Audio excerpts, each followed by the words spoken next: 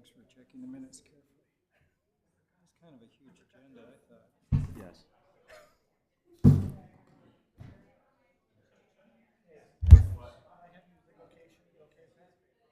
I be the benediction?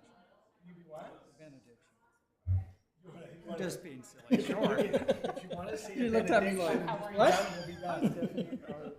I'm happy to do it.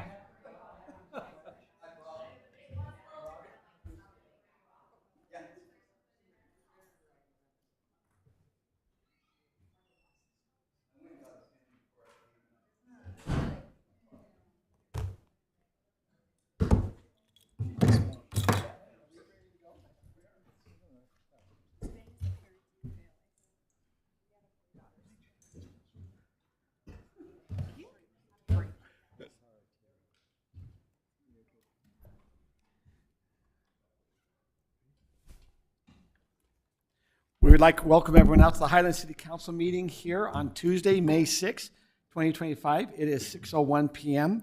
We will begin our City Council meeting with an invocation instead of benediction from Councilmember Scott Smith, following our Pledge of Allegiance by Ron Campbell. Our kind Father in heaven, we are thankful for the opportunity to meet together as citizens of Highland this evening. We're thankful for the opportunity to live in a constitutional republic that has freedoms and freedom of speech. We are thankful for those that are attending our city council, and we are honored for the opportunity to serve them. We ask you to bless us with thy spirit and help us this night that we may have civil discussions and make good decisions. And I say this in the name of Jesus Christ. Amen. Please join me in the pledge. I pledge allegiance to the flag of the United States of America and to the republic for which it stands, one nation under God, indivisible, with liberty and justice for all.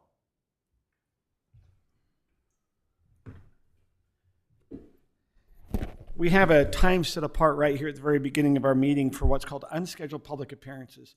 We'd like to invite anyone in the public that's here. We do have several public hearings that will be happening with different budget items, with different ordinances that are being passed. So we'll be holding public hearings during those times.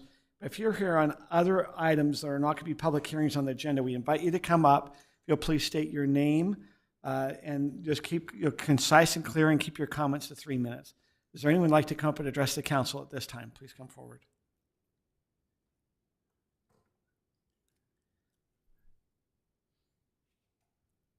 Good evening. My name is Lynn Power, and I live on Cypress Drive. I've lived there since 2009, and we have a lovely playground with a green space. It's on Ithaca and Athena. The north end is Ithaca, the south end is Athena. We have a problem with juveniles on dirt bikes that like to ride across the playground. They've made ramps. They are a danger to children who are playing on the playground. And where the Highland City Trail runs across the middle of the playground, they like to ramp across that while residents are walking their dogs. We've had a few really close calls where people have almost been hit, and I would love to know what the council can do to help protect the safety of our little children and the residents who love to walk. So if that could be added to a future meeting so that we can discuss what the budget will allow, for example, signage. I'd love to know what the police department can do to help us with, like, fines, impounding vehicles. These juveniles are being very dangerous, very reckless, and it's a big concern that someone's going to get hurt pretty badly. That's pretty much everything in a nutshell. I've spoken to several neighbors. They said that they feel too afraid to be outside. They feel afraid to take their children to the playground. They feel afraid to walk their dogs. They feel afraid to walk alone. I personally had a pretty close call where I had to take a few steps back, wait for the dirt bikes to get out of my way before I could continue walking on the trail. So if you could help us with that, we have a Facebook group called the Highland Hills Neighbors that has quite a few stories from many of those residents who I've spoken to. And they've asked me to come and speak to you today and represent our little community. Thank you. Mayor, very much. Can I ask a question? Yes. So, can you explain exactly, it's motorized bikes? Are around? they the Siron bikes, the like little motorcycles without pedals? Or like electric bikes without pedals? Yes, they're unlicensed electric bikes Okay. and dirt bikes. Okay. And their average age would be 12 to 14 years old. Okay, and what exactly are they doing again? So where the playground goes, there is a concrete surround. It comes off a hill. And It comes they're on a getting- hill. They're getting and they're coming up and they're jumping. They ramp across the corner like this so that they're airborne, and then they can go around to the other side of the playground and ramp down like that. What we're noticing, Scott, is that they're making trails inside the park there. It's as well pretty as deep. And so they've made trails in the grass area in the park.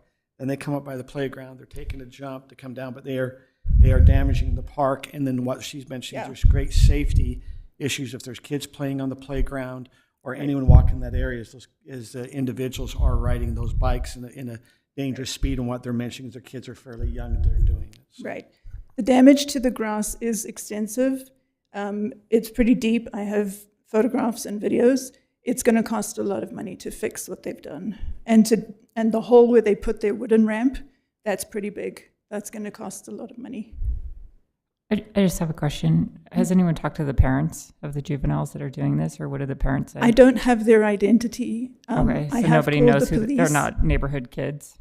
I believe they live in the general area, maybe Beacon Hills.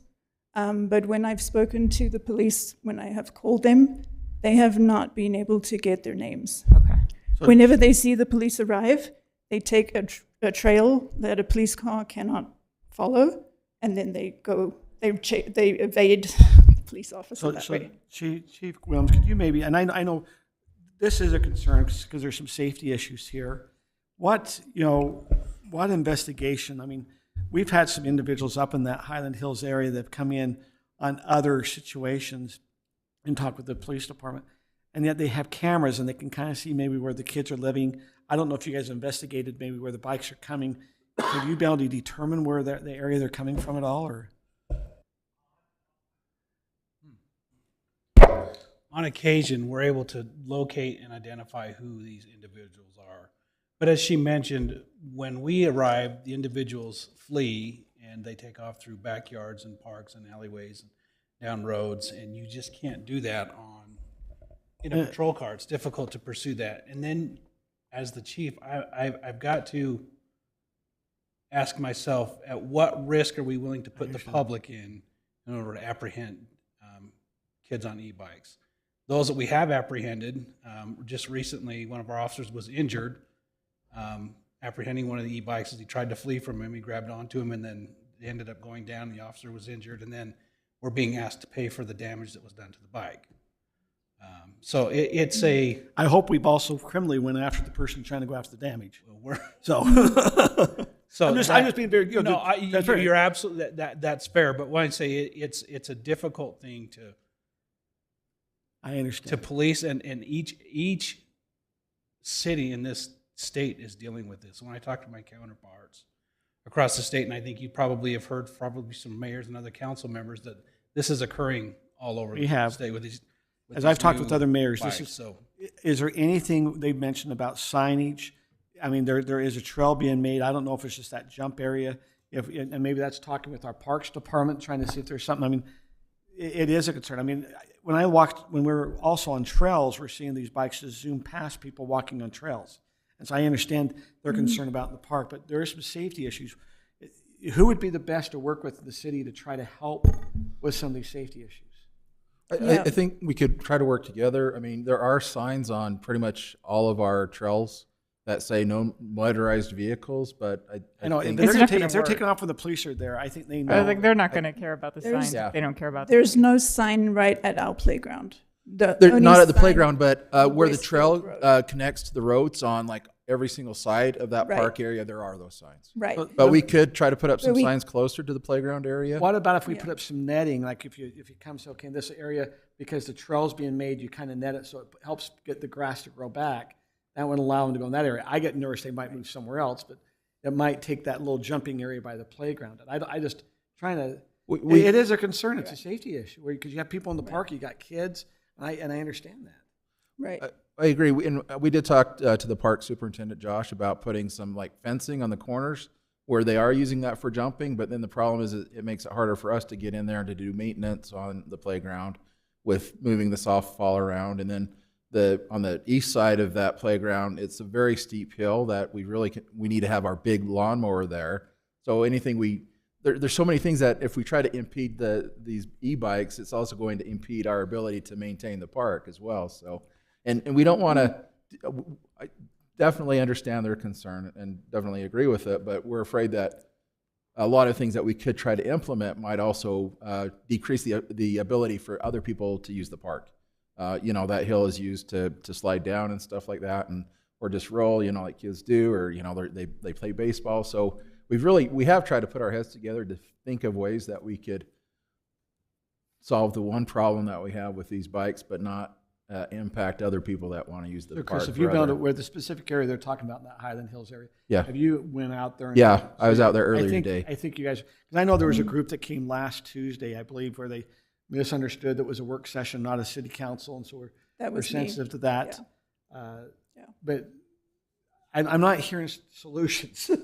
We could try to put up some temporary construction fencing, some of that orange netting that could be taken down when our parks maintenance guys need to go out there, so that it's. Let's at least try that to see if we can kind of protect See if that it helps. playground area maybe. It looks ugly, Yeah. but There's I'm willing the to try it. concrete. I mean, the biggest solution is finding their parents. Well, that's why I'm saying if you could Right. almost go talk to because you'll have cameras along that. If you know where they're heading, maybe if we talk to some of the parents, say, did anyone happen to capture some cameras? And I imagine if you ask, they might know where they're coming from. Yeah. And then Right. you go talk to the parents. And unfortunately, if they're under 18, I think the parents have some responsibility. That way, they probably bought them the bikes. Right. Right. As I was driving here this evening, they were coming from Beacon Hills along Westfield Road to the Highland Hills Park. And I was like, okay, there you go. You're off. I know what you're going to do. I do think that on the concrete, there is space to put something on the side where the wood chips are, not where the grass is. So we could put a small chain link fence there or something that wouldn't obstruct any of the lawnmowers as they come along. Yeah, but the concern that we had expressed by our Parks Department is then it affects our ability to get in there and move the softball or refill it up. We lose a lot of softball from the wind and stuff like that. And then they're having to move it from one side of the playground equipment by hand to the other side. So that was just the concern. I mean, I'm happy to try at least a temporary, see how it works, see what we can do with it. It's only on the east side, so we wouldn't need to completely fence the playground. Understand. Just the Understand. east That's side. my thought was maybe even just doing it on the two corners, Right. the north and the southeast corners. Right. Just trying to get those. And he was afraid that might make it hard for them to get in, but let's try it with the Yeah. construction as a temporary thing, see how it works, see if it's effective. And then if we want to try something more permanent, if we can find out, maybe we put in posts that can be removed by our parks maintenance That's- crews Right. so that they can access it when they need to. So we have that bump and jump behind the high school. I think we're trying to put it where they have to get off the bike and lift it up over an area so they can't just go right in. And the Sirens are a little heavier bike. I mean, it's not going to be easy for them to lift where a bike, because we have a mountain bike area. Councilmember Riddell asked a good question. Well, we got to give an area for the kids where they could go. And I go, well, we have the whole mountain, and that whole area up above Beacon Hills. If they want to go ride mountain bikes, it's all that whole area. So that's where we're surprised. Why are they choosing the?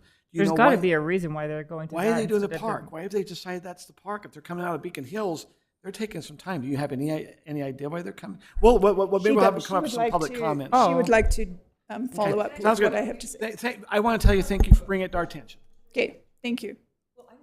We need your name. If you'll Laurie just- Todd, and I live up in Highland say, Hills. okay, say it one more time. Laurie Todd, And I emailed all you guys, and Brittany, thank you for your response. I appreciate it, and also Chris. So motorized vehicles are not allowed up in the mountain bike trails. And I'm a mountain biker, so that's why they're going to the park. They don't have anywhere else. I don't think there is anywhere legal for these bikes to go, actually. Because they're not allowed on the roads, they're not allowed on the mountain bike trails, and they're not allowed in the parks. Is that right? I mean, I don't know where they're allowed. Like Surons. It depends on the type of the e-bike that it is, but yes, by and large, the places that you've named, they're not supposed to. Yeah, so I don't know where they're allowed. That's part of the problem. But I just was going to reiterate, like the police have been called multiple times, and I think unless there is ticketing and where you impound the vehicles, nothing's going to work. I don't think you can fence off those corners, which would help protect the kids, which I do support that for sure. But I live at the top of Sled Hill, and they're going through the whole park, and the speeds are like 30 to 50 miles per hour. So can you imagine that in a park with people walking? It's super not safe. And they're like setting a precedent. So I think unless something is done to send a message to them that you cannot do this, it's not legal, they'll keep doing it. Maybe what we'll do is let's try to put that little fencing by this playground, but we probably need a coming out of B. If we have contacts up in that area, we're just gonna say, are you seeing? We know the kids to be able to address it with some of their parents. Yeah, I mean, we've posted on our Facebook site, so if any of them are in our area, probably the parents have seen, but I think that's half the problem is I don't know that the parents Beacon care. Hills has 2 Facebook sites. They have Beacon Hills South and Beacon Hills North. If you be able to post on, maybe you can see if you can get friended there, maybe post up in that area. Yeah. And I'm not trying to put, you know. No, I'm happy to do whatever. And so if you We can just help want it to us- stop. Yeah. Because it honestly sounds like a motocross track sometimes where I live. I go out on my deck and I'm like, this is silly. I appreciate you bringing it to our attention. Yeah, thank you. So can I ask a question, Mayor? Do we have clear ordinances that outlaw this? I believe we do. So why don't, if It's we not can an catch, why don't we ordinance arrest? They, issue. can't, they It's haven't been able a- to catch them. That's the problem. You can't issue a citation to someone you can't capture. And our experience has been, we do not get a lot of cooperation from parents, even when we find the kids. And actually, I was expecting some others here this evening that were going to come and speak in favor of the e-bikes because we were being mean to the kids, so. Hey, they can come and speak in favor. We're just going to ask where they want to ride them at. 'Cause it's, I think it comes down to there's e-bikes and Surons, they're here, kids have them, so we need to figure out how can we cohabitate, where can they go and ride them? Because it sounds like there's not a legal area within Highland that they can ride these. any suggestions? I mean, Brittany's backyard, I guess. Do you have sirens? in your backyard? Yep, that's me. No, my kids would fall off a bike. Yeah. I don't know, that'd be a good feedback from residents of these bikes to say, what are your solutions of where you can safely ride these? And we can work together as a city to provide a place. I don't know, maybe there's this. You just have to be aware when you talk about safety to have a place, it's Yeah. kind of more of a motocross aspect, and you do have safety issues. So where would we have a place? You could have it on the other side of Dry Creek Lake, possibly. Okay. Oh, But yeah, they'd have to down use- there. They'd have to use a trail to get down in that area, though. Yeah. I'm just trying to think where we have 50 acres, it's wide open down in that area. You have the bump and jump area over by Highland And Glen, but Glen. I think we've already got our bike park there. I'm not sure, I mean, gravel pit, actually, got the gravel pit. I feel like they yeah, That's up by Brittany's place again. it's something just to think about. Chief, does a Suron, they have to be, have a driver's license for those?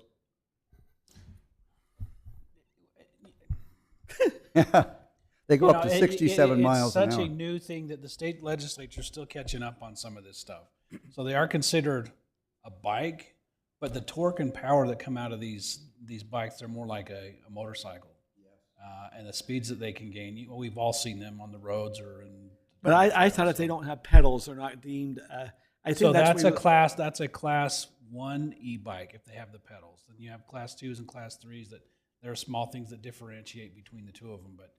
But again, those the Surons that you talk about, that have the high torque to the back tire and can reach the speeds of 30 to 40, 50 miles an hour. Some of them, they're dangerous. And the legislature's still trying to catch up on what these, And Kristen's going to be classify here 'em. tonight, our state legislator, and I kind of pushed her for next week's land use. Yeah. Probably been good to have her here, but it's also, we could, Rob, could we do an ordinance in our own city specific just to this type of vehicle? We can, and I think our current ordinances already prohibit it. We could make it more specific. It still comes down to we have to be able to catch And a enforce. kid safely without injuring them or our officers in order to give them a citation. So do we have any police on motorcycles? not, Big Like Harleys. some cities? on bigger motorcycles, yes, and again, yeah, they're not as agile as these smaller, lighter bikes. And then we hear about an officer that did go to try to stop someone doing it. He ends up getting hurt, and then also now it sounds like we're having requests for saying, "Hey, you've damaged, either harmed someone." This is where society, they're not taking responsibility that what they're doing was wrong. They would rather come against the police and say, "Well, what you did to try to catch me was wrong." That's kind of what we're dealing. That's what we've heard tonight. So Well, I think we need to have a good discussion because you've identified a problem correct, which has some potential tragic outcomes. correct. And so we need to see what we can do to help, because it's easy to kind of sit here and say, well, they're illegal, but we can't do anything about it. So Rob, how Yeah. about then in 2 weeks, can you come back with what our ordinances are on this and put it as a discussion item? And then that way we can be aware, and then we can see how we want to go forth. We can see if there's other cities with ordinances and things that way. Is that okay, council? Okay. Okay, is there anyone else here that'd like to come up and address the council? Okay, Liz, you have your Harley jacket on. Is there some? Yeah. So, I'm Elizabeth Rice, Liz Rice, and 26-year resident of Highlands. So when I got my motorcycle license, and I still have it, but the first lesson they teach you is to wear a helmet because you want to have an open casket funeral. And those are literally the first words out of my teacher's mouth, who was an experienced highway patrolman on a bike. So, it's a safety issue for the residents walking, and it's a safety issue for those kids. And until you have a death or a broken neck or whatever it might be, a broken back, and they are dangerous. I no longer have my Harley. There's a reason why I don't. But I still love to ride as long as somebody else is driving. Anyway, that's really not why. I just wanted to comment on that because, my dad always said, let's not borrow trouble. And I think if we're having trouble with motorbikes, and they are kind of apples and oranges, but I want to comment about the golf cart issue. And I'm just going to tell you an experience that happened in our neighborhood a couple of months ago. And 7 kids got on Grandma and Grandpa's golf cart, and I'm a golfer, and it was a very nice golf cart. And there were 7 kids on it, and I thought, she's going way too fast. She was 15 or 16 that was driving, and it started to tip. And one of the kids, who was also about 15, got up and pulled it back on more to the side so it wouldn't tip, but it could have gone the other way and gone on his back. And there's a little grandma and grandpa that drive, that load their golf clubs up and drive down 9600 North and cross a very busy highway to get to Fox Hollow. And I just think it's another safety issue that we just don't need to have the police officers out trying to regulate or enforce or do all of that. I just think it's really dangerous. So I'm just asking you to be very careful when you decide. I know that, inevitably there's a kid that's going to take Grandma and Grandpa's golf cart or Mom and Dad's golf cart, and they're going to hurt somebody or get killed, and it's a liability. So thank you. Thank you. Anyone else like to come address the council?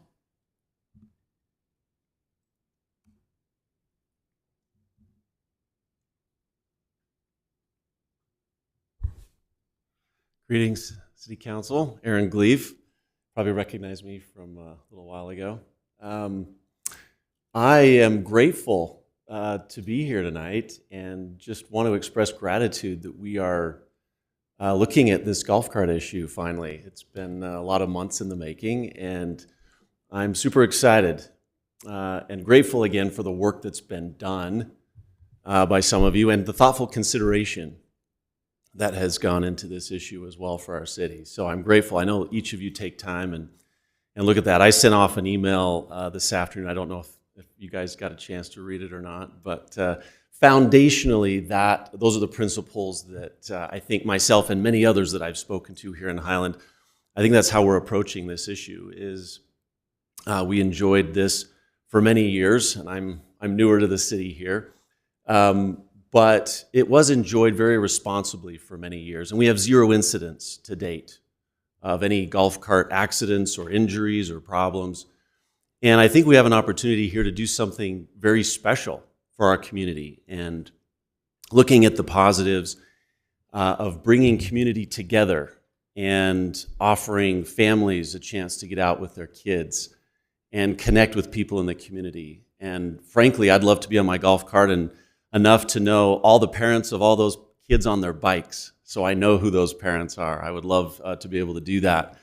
And the 2-3 years that we've been here doing that has done that. We have expanded our connections in this community unlike any other place we've ever lived before. And it's been because of that golf cart. I can't overstate that. Because we get out and it gives us an opportunity to be open, to move slowly, quietly. It's not intimidating, and we can connect with our community here. As we look at the ordinance tonight, I'm super excited that it's been drafted and that we're considering that. And I would encourage all of us to look at that from the standpoint of how do we make this successful? How do we make it a success if we're going to move forward with that and not create restrictions that are really defeating the purpose of the ordinance to begin with by not allowing us to go out and go to parks and go to churches and go to Highland Fling and some of these things. The people I've spoken with, which is quite a few at this point that own them, these are high-quality people, and I'm super impressed with Highland and the type of people that we have, the mentality of people that live here, and the mentality of people that buy these vehicles are typically very responsible, community-minded people that actually do care about taking responsibility for the safety and the improvement of their community. So just want to leave you with that thought. My thanks to you again for considering this, and just my strong support of moving forward with this and give Highland a shot and a chance to do this. So thank you. Thank you. Anyone else like to come address the council? Okay, seeing none, we'll now close the time for unscheduled public appearances. We'll now move on to our consent item number 2A. I know Councilmember Courtney has passed out some papers on that item. Yeah, I'd like to pull item 2A from the consent agenda. So that's a motion? Hmm? Is that a motion to pull it? I don't think we need a motion because it's only items. Go ahead. Okay. Bring forth. I've got 3 corrections. Frankly, the last one of which I wouldn't have included if I weren't already doing the other 2. But on page 2 of the minutes, there's a brief discussion that I started about the general fund balance versus the state maximum. What's included is accurate, but it omits David's observation that we're spending down the balance. According to the video, he said, we have proposed to use fund balance for additional items that have brought that below the 35%. And I think that without including that, it misses a significant part of that discussion. So I propose inserting the text, and that plans to spend fund balance have brought us below the 35% point immediately after the text has not been astronomical. Also on page 2 of the minutes, the draft states that Mr. Mortensen then explained the fund balances in other city funds are, and according to the video, he said use of fund balance instead of fund balances.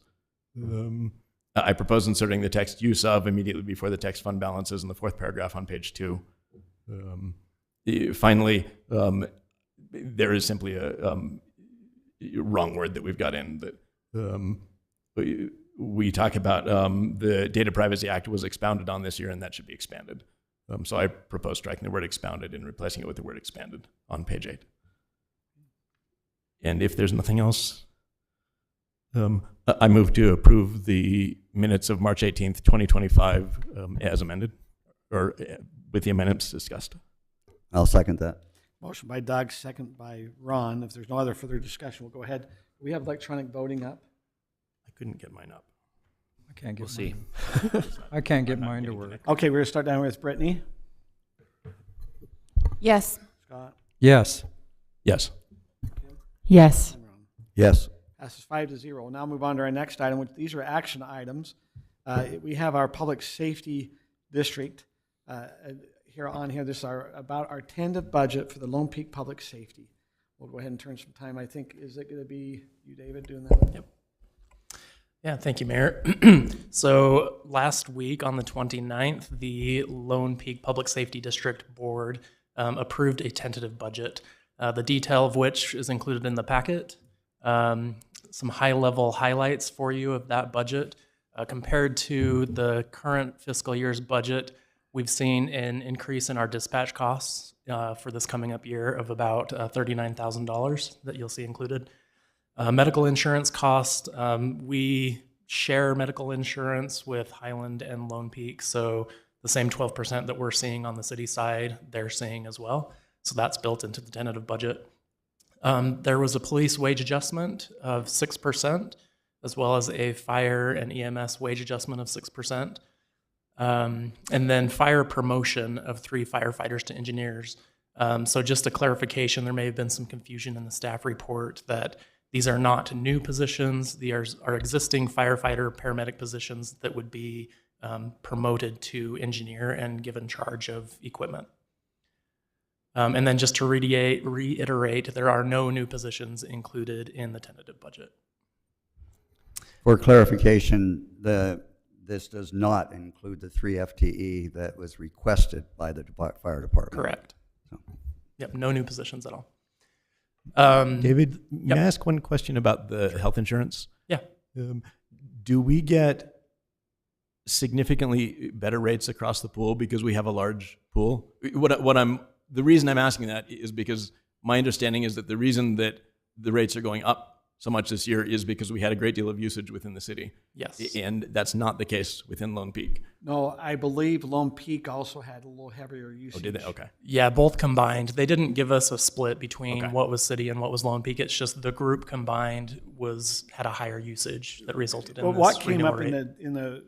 I think it came up in the Lone Peak Public District meeting, is since we partner with Alpine, Alpine's not seeing the same increase. So I had asked, I go, well, are we seeing, is it because we partnered with Lone Peak? Is Highland getting the bump? Does that make sense? Because we're part with Lone, or is Lone Peak getting the bump because they're part of Highland? And the answer is yes to both. We can't differentiate enough. We don't have enough data to say it's Lone Peak that's pushing Highland's rates up or Highland's pushing Lone Peak up. However, I think it came up in the board meeting. There were several bursts this last year, a little younger group, and so that probably helped us utilize our insurance. Yeah, there are different reporting levels depending on your group size. If we had over 100 enrollees, we would get a more detailed breakdown of exactly why we had the increase. Because we're under that threshold, we receive kind of general information of the categories that were used more than what would be expected that led to the increase. Okay, thanks. Yeah, I was recalling that we thought most of the increase was because of usage on Highland side, and was just wondering if we get enough long-term benefit that it makes sense to stay together, or if we get enough short-term benefit to break it apart. It sounds like staying together is the right answer, so thanks. Yeah, and just for ease of administration as well, I think that's the biggest reason why we do it together, just to make it easier to administrate. So can I direct a question to Aaron about this? When we discussed this, Aaron, and obviously there was some usage with delivery of babies and things like that, which were great, but I understand there was an overusage of the ER rather than using private office visits or urgent cares. Because if you walk into an emergency room, breathe twice, it's $2,000.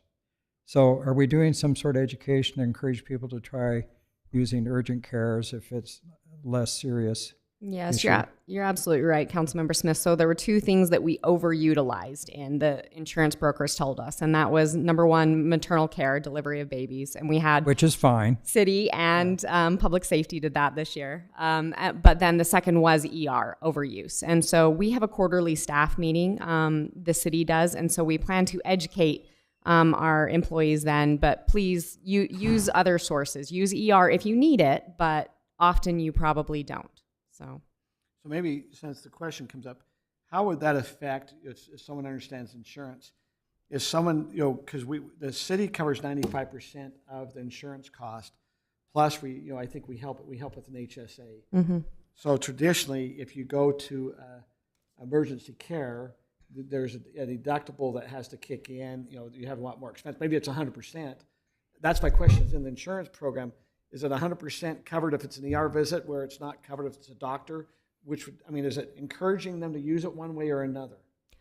It still would be, so if I'm on the HSA plan, I'm encouraged to find the cheapest route possible, right? Because I have to spend the first a whole lot of money before it happens, right? I think it's $4,000 deductible for my family before insurance starts to pay for But there's that. an HSA that the city contributes that captures that up. That's true, but I want to save that money for what I really need it for, right? I don't want to I just just was use trying to that. understand when you asked about utilization, how does that affect? Traditional, it would be a similar thing because they have to pay a percentage, and so again, they're incentivized to find the cheaper alternative, I would say. So I just think we need to look at that. It's I probably agree. an We need to do some education. Because, if we're overusing the emergency rooms, and, I can understand that, but I think at the same time, all these clinics have urgent care centers, and you can get, a lot of care that way. Absolutely. This is kind of, since I own This an is urgent kind of care your center. specialty. Yeah, that's kind of my know. specialty. So it's kind of conflict of interest, but if we want to save some insurance costs, that's a good thing to do. I agree. Other questions or comments or? So we've got just a few more slides here to go. So what's in front of you right now, this is the table that shows assessment amounts by city. So the very top shows the tentative budget proposed city assessments for fiscal year 26. The next middle rows would show the current fiscal year 25 assessments.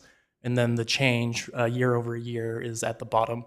So you can see for Highland, the change in assessments because of the additions of salary increases is a $408,341, which is about a 7.2% increase from last year's assessments.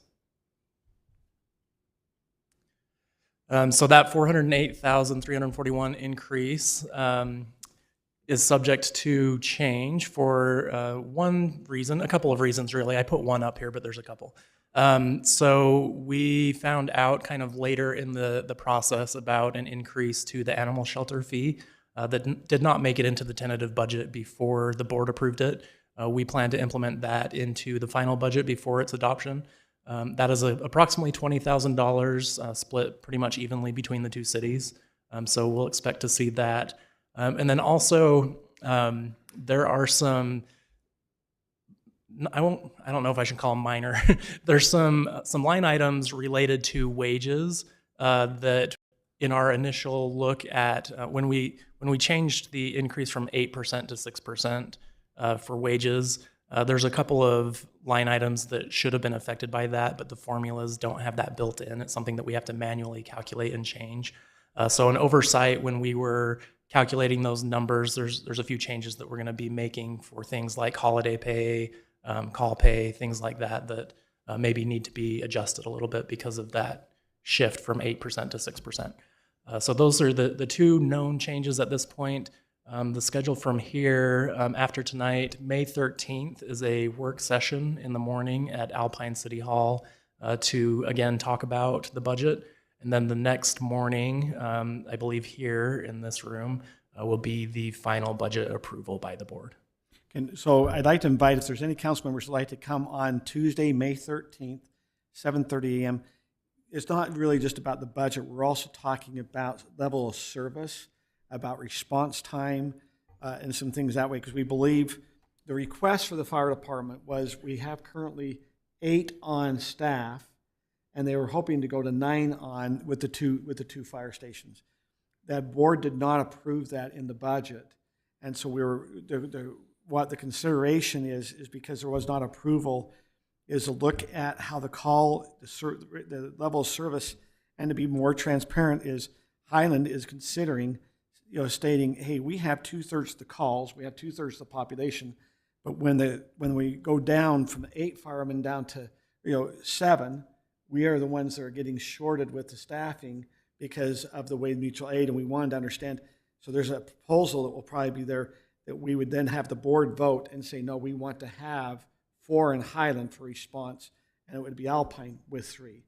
And so that's part of that work session to kind of help us get into that thought process, to help answer any of the board questions. I'd encourage, if you have interest in that, and I'd probably, so you understand about response with public safety or things that way is to be there. So, those on the board, is that correct of what your kind of understanding is happening? And, yes. It is a work session. So can we ask some questions of David? So David, I oftentimes study the agenda from what's published on the city website because I think that's what the public sees. When I was looking at this, I understand with all the revisions that have happened 2 or 3 times and decreases and stuff, that we're paying the whole public safety between Alpine and Highland about $9.1 million. But on the first page of the general fund summary for this, it's at $10 million. And there's a fund balance up there. I couldn't figure out how we came up to $10 million. Was that before all the revisions or something? I looked at that and it wouldn't add up to me. I was trying to figure out, because that's what the public sees first thing, is that we're spending $10 million on public safety, when indeed I think we're just paying $9 million. That's a big difference. So you're talking on the the first. I Highland didn't budget understand all that fund summary. page. Let me take a look. And it has a beginning fund balance, but if you add that in there, it doesn't add up. So I was just curious. I just didn't understand. I kind of had a hard time. Yeah, they should match up. I'll take another look at that and see if I can Yeah, find because if I was what that from the difference you're public, saying I'd say is. we're spending $10 million Yeah. this year, but we're really There are just a couple spending of $9. things that are not part of the city assessments that Uh-huh. we do pay to the district, including the beer tax contribution that we get from the state. That gets paid onto the district, as well as some other minor things but that shouldn't be too much of a difference. But I'll look at it and see if I can find a difference and why that might be. So just what Scott's saying is, because on page 2 of the budget, we're showing $10,044,265. But on page 9, And then on page 9, it's $9,195,965. yeah, so what would be, I mean, you've got over 800,000, you're talking a large gap. You understand what this gap is there? Are you in the Lone Peak budget or in the Highland budget? No, this is the Lone Okay, Peak page budget. It's the 2. first page, Yeah. page 2. This is the Lone Peak budget, and the distinction between the two is on page 2, it's talking about district revenues. Right, it's and on revenues page versus 9, it's talking about assessments. Assessments. So then the revenue gap would be our EMS billing. It would be the various revenues that we get outside of the city. So ambulance revenue, wildland, county aid revenue that we get as well. So there's another $1 million. in So it. the budget is, Between the those revenue is $10 million coming in. And then the Well, but they city's- said the city assessments is expenses just is a $10 portion. million. Yeah. Well, we're bringing. Well, Yeah, that's Highland- correct. I apologize. I was confused about what you were comparing to, but that makes sense. Yes, it's just the other revenues that the departments bring in aside from the city assessments. Yeah, it just didn't seem to be real clear when I was looking at it. So I'd just like to make a comment. I deeply appreciate our public safety department. I think they're well run. And I'm glad most of the time we're noted as one of the safest cities in these 2 cities in Utah, which I appreciate all the work. However, if you go back to 2021, and that was during the summer of the riots and different things, which resulted in kind of a shortage of police officers and different things. And Highland's portion to public safety was about $4.1 million. So in 5 years' time, and I understand where some of that's come from because we've tried to up wages so we can attract employees and different things, but we're up to $6 million. And so that's a 50% increase, basically. So my question is if you average that out, that's about 10% a year. Now, most of that bump happened in the first year. But if we keep it that same rate of rise of costs, we're going to double our costs in 10 years. And I'm just kind of wondering, I'd like the chiefs to maybe address that. Are we going to ask for, 8% or more every year? I mean, aren't we getting to a point where we're starting to get better recruitment in that? Because I know I have patients who are going to police academy and different things. It must be getting a little easier to get some police officers and fire people. Because it is eating up our general fund budget. And I'm just kind of wondering, is this going to be the trajectory we can expect? I mean, we're averaging 10% a year. Yeah. I can't predict the future, but I can say where we are today. We have 2 openings, and I have, if I've had 2 openings for almost, well, it's been 45 days now, and I've got 5 applicants. 3 of them aren't worth looking at. So it's still difficult to recruit where we are with wages. We had this discussion in the PSD board meeting, and we're at the bottom of the, we compared to 10 agencies, and we're 8 out of 10 at the bottom end. So we have a difficult time recruiting still. We have, we've been able to retain good people, but we've had those that are still left that are chasing $1 here and $1 there. So I don't know what I can't answer what the future will bring, but I just know where we are right now. Wait, so I have a question about that. You've had 2 openings for the past 45 days. So are you saying we're understaffed right now? I'm saying we are short 2 people on the road right now. That's what I'm saying. And then because of that, what is the decrease of our level of safety without having those 2 spots filled? Well, what we're doing is we're spending more money in overtime to bring people in and to cover those shifts that we're short. And those shifts will land on weekends. They'll maybe in the evening hours, and sometimes they'll land during the day. And we try and stretch those out as best we can and find the best coverage. But currently, we're running a little bit more overtime than we typically would. And there are overlaps during shifts that we have a few more officers on duty, and we've tried to spread those out a little bit more to be able to even out the lack of coverage, if you will. But right now we are accumulating a bit more overtime as we're trying to fill those spots. So how many police officers total do we have again? I asked So this last including time. myself, it's 22 full-time sworn. And how many do you have on a shift? And It depends on the shift. So let's just start during the day, and I'll include myself in this and the office staff. We've got myself, the patrol lieutenant who's in charge of all the officers on patrol and everybody in uniform. And we have the detectives in the office that are working their cases. And then we have the school resource officers that are in the school. We also have 2 officers that are out covering. One of those is a supervisor, and the other one's your regular patrol officer. Right now, Ryan, how many do we have out? You and there's 3 out right now, including Sergeant Albers and 2 officers. Come midnight, we're down to 2. 1 o'clock in the morning, we're down to 2 officers that are covering both cities. So depending on the day and the hour will depend on how many officers are out. We try and staff that based on history of call volume and workload. so we have staffing then at the schools, which I think is important. But at the same time, as a school district, I mean, we're spending more and more money every year on public safety, but it didn't look to me like they're paying more for that service. So we signed a contract with the school district, and what they'll pay us for an officer for a year. So we have a school resource officer in Lone Peak High School, and we get $35,000 a year for that officer for those 9 months that he's in the school.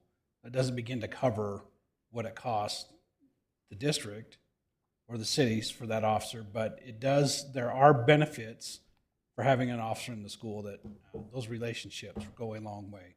So Well, there is a trade-off there, but monetarily, it doesn't cover the cost of the officer. Sure. And I certainly am glad we have an officer there. I'm not opposed to any of this, but Yeah. I just want to understand costs. So Lone Peak, there's a lot of Cedar Hills that goes to Lone Peak. Does American Fork help pay for that officer? No. I wonder why. Nor do we pay American Fork for the kids that live That go on the into west American side over Fork. here that go to. So it's kind of a trade-off. Yeah. Fair enough. Do you know offhand what the duration of that contract is?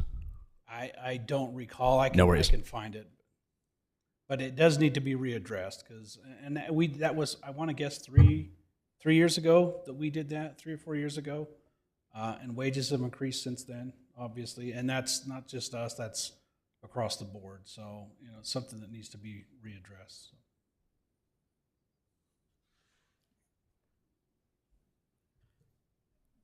Chief Patton, I think there was a question a little bit about staffing or about were you able to hire? We've been able to retain the staff. We have not yet, in the past 3 years, been able to hire a paramedic while, you know, when we've been down, we're not currently down right now. Really, over the past 4 years, and that's what I can speak to since I've been here, we've really been trying to play catch up, and I, you know, with budgeting and mid-year adjustments, and really with the goal of trying to be at that median point of wages. You know, obviously we're not the driver, we're at the bottom end of it. We've never got to median, which, you know, I mean, we proposed a budget to get us to median, and hopefully the rest of the world doesn't move much, you know, and when I say much, 3 to 5%.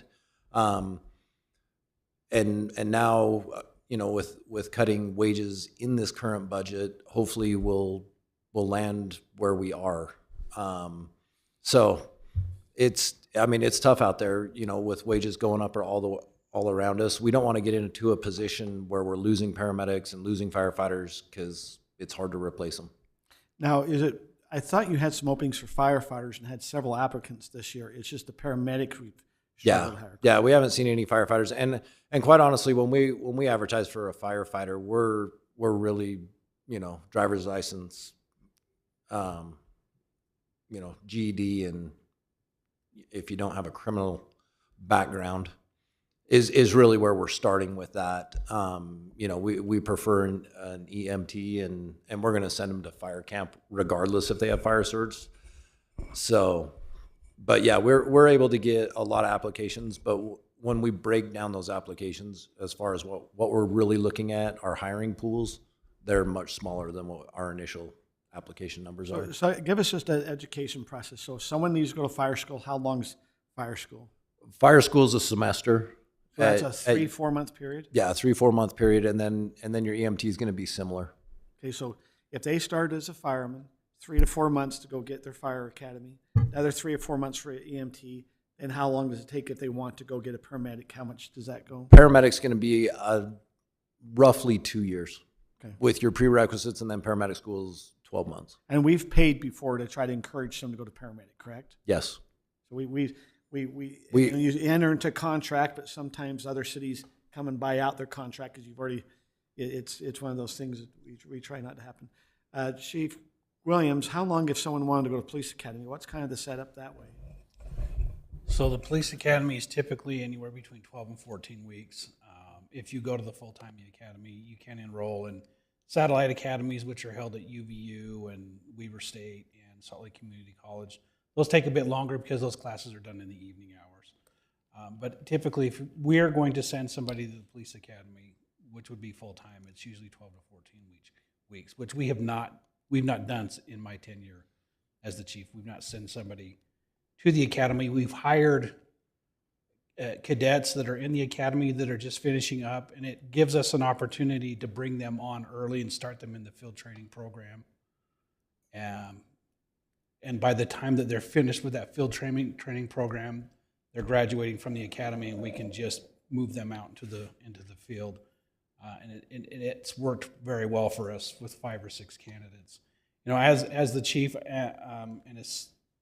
we take it very seriously when you give an individual a firearm and some equipment to take individuals' civil liberties, and when those difficult circumstances where you may have to take a life, you have to take that very seriously. And so we are very critical about the people that we hire, and we do a very deep dive on these individuals to make sure that we're finding the right ones that not only fit law enforcement, but that also that are a good fit for our community and a good fit for our department and fit within those cultures. So it does take time to find those individuals and those candidates. So Scott, maybe to kind of help, at least what I was thinking as we passed the Lone Peak tentative budget, you know, that they asked for, the request was for 8%.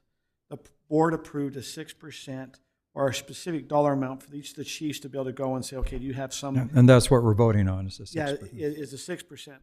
Now, when I checked with other mayors prior to going to that meeting, you heard the chief say, hey, you know, hopefully, you know, Chief Patton was saying, hopefully they are only increasing, let's assume, like when I asked at American Fork, they said between 4 to 7% they're going to give to their public safety. and they're probably the paramedics are going to be on the high end, and their firemen might be at the low end.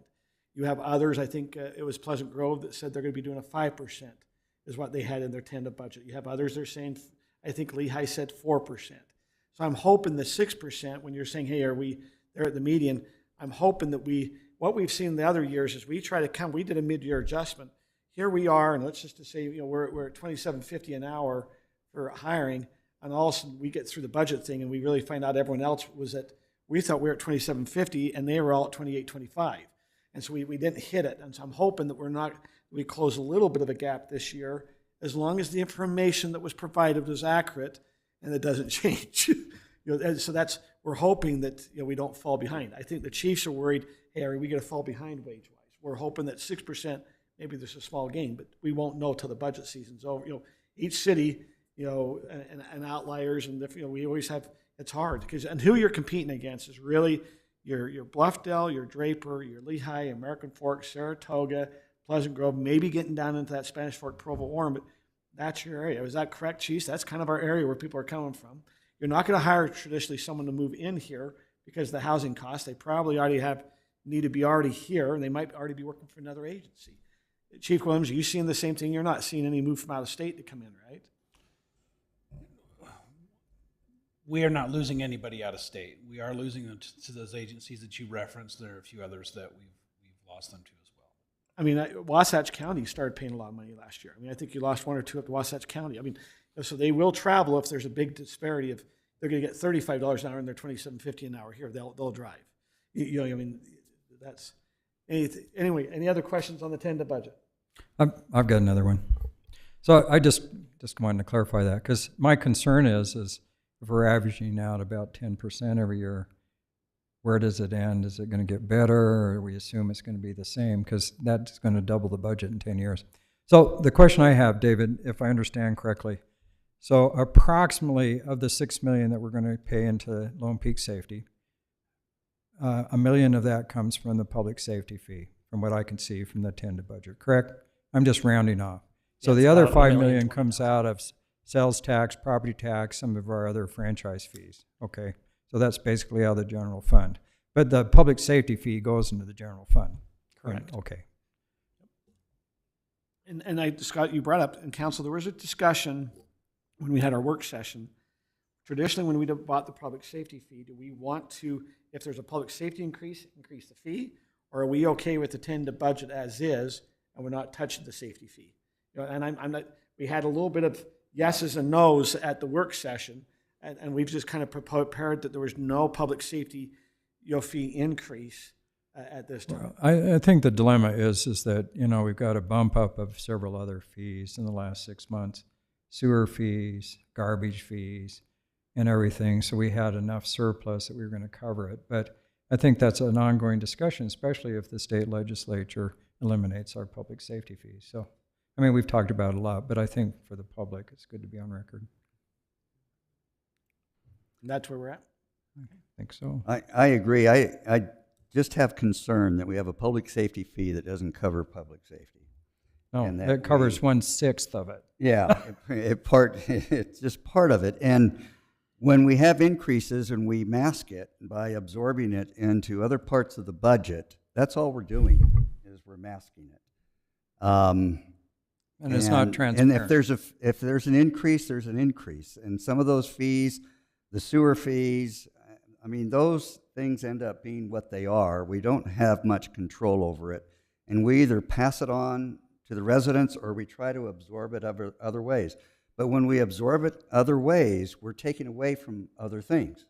So it's a balancing act that at some point, I worry that we're covering so many bases in a general sense of the general fund that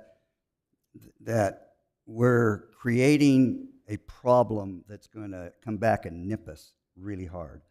I am not ready to say that I'm ready to increase the public safety fee, but I want to have the discussion. I don't want to just say, well, we'll cover it and just leave it at that. We need to have that discussion. I agree with you, Ron. I think it was just hard to raise the public safety fee when we had surplus in the general fund. Yeah, it's just hard to do that. It's a tough situation to be in. But I think we need to think. Public safety is one of the most important things we do, and as a city. But at the same time, we need to say how are we going to finance it, especially if it's going up every year quite a bit. So, okay. Thanks, David. Okay. If there's no other discussion, I don't remember the process. Do we simply approve the district's tentative budget, or do we approve their final budget as well? no, you're only doing tentative because it's also been approved. Okay. And there's no public hearing. The public hearing for public safety was done at public safety, so there's not a public hearing here on this item. I'd like to make a motion. I move that City Council approve the Lone Peak Public Safety District fiscal year 2025-2026 tentative budget that was adopted by the Lone Peak Public Safety District Board on April 29, 2025. Do we have electronic voting? Second. Okay, I have a motion by Kim, second Yeah. by Doug. Okay? If there's no more discussion, I do not believe we have electronic voting up, correct? Okay. So we'll start here with you, Scott. Yes. Doug? Yes. Kim? Yes. Ron? Yes. And Brittany? Yes. And Kimmy shows you a no. That was passed 5-0, just if you're wondering. Okay, we'll now move I on. really like that slide when it comes up because it's been a long time since I felt like I had abs. So you like the abs, do you? Okay, our next item is going to be our Highland. We have the Highland City tentative budget for 2025-2026. I will go to the staff report that also is David Mortensen. Yeah, thank you, Mayor. So moving on to our Highland City budget, up on the screen now is our all fund summary. So this is everything citywide. I'm not going to go over every number here, but just in general, you'll see that our estimated beginning fund balance for citywide is just over $25 million. We are budgeting for about $39.5 million in revenues, $38.5 million in expenditures, and net revenues of about $963,000, and then using fund balance in the amount of about $1.7 million. So our estimated ending fund balance for the city about 24.3, I think that says million. What's the PY fund balance? Prior year. Got it. So next slide, Jay. So we had a work session on April 29th where we went over the proposed budget. There have been a couple of changes since that version of the budget. The first was discussed at that work session. It is related to garbage collection fees. We gave a presentation with a couple of different scenarios that the council could choose from to cover the expected increases in fees from Waste Management and North Point. The option that the council seemed to be most in favor of was to include an increase in our fees enough to cover a potential $1.50 per ton increase by North Point that we expect to be coming next year. That change adds about $34,000 to the revenues to cover about the same amount in expenditures. And then I have listed up there, just as a reminder, the changes in the can fees. So that was $1.21 for the first garbage can, $2.35 for the second garbage can, and $1.55 for the recycling can. Also recommended by the council during the work session was transfer of $250,000 of our general fund surplus to the Roads Capital Project Fund in order to pay for phase one of the 10400 and 6000 West sidewalk and crosswalk project. And then because of that transfer of funds out of the general fund, there's a corresponding decrease of about $4,500 in interest that we're expected to earn in the general fund. This comes back to my previous concern about, we have the fee that we're charged, then we have the fee that we collect, and they're not the same. So we are making the difference up in the general fund. It just seems like at some point, the cost is what it is. And we start taking from other areas to cover something because we want to be good guys and we don't want to increase the fees to the residents, but the fees to the residents is what it is. We're just covering it another way. Yeah, this is a break-even scenario. We're not building in any kind of a profit margin or No, but, buffer here. but to Yep. break even, we have to take from the general fund. But my recollection with the garbage fees was that we're off from the actual cost by less than a penny per can per month. Correct. Right, You're I talking- believe. Are you talking garbage? You talking road? I'm talking garbage. Okay. I'm talking garbage. No, but I thought on No I pun thought on the intended. garbage we were just charging a little extra. There really we were within under $5,000, probably even 2,000 of where we were at. The garbage fund is not being subsidized by the general fund. It is not. It is not. Okay. I thought there was a These small maybe these thought there fees was. allow us to cover our costs, and yes, somebody pointed out I think it was Doug, we receive about a penny or less per can extra.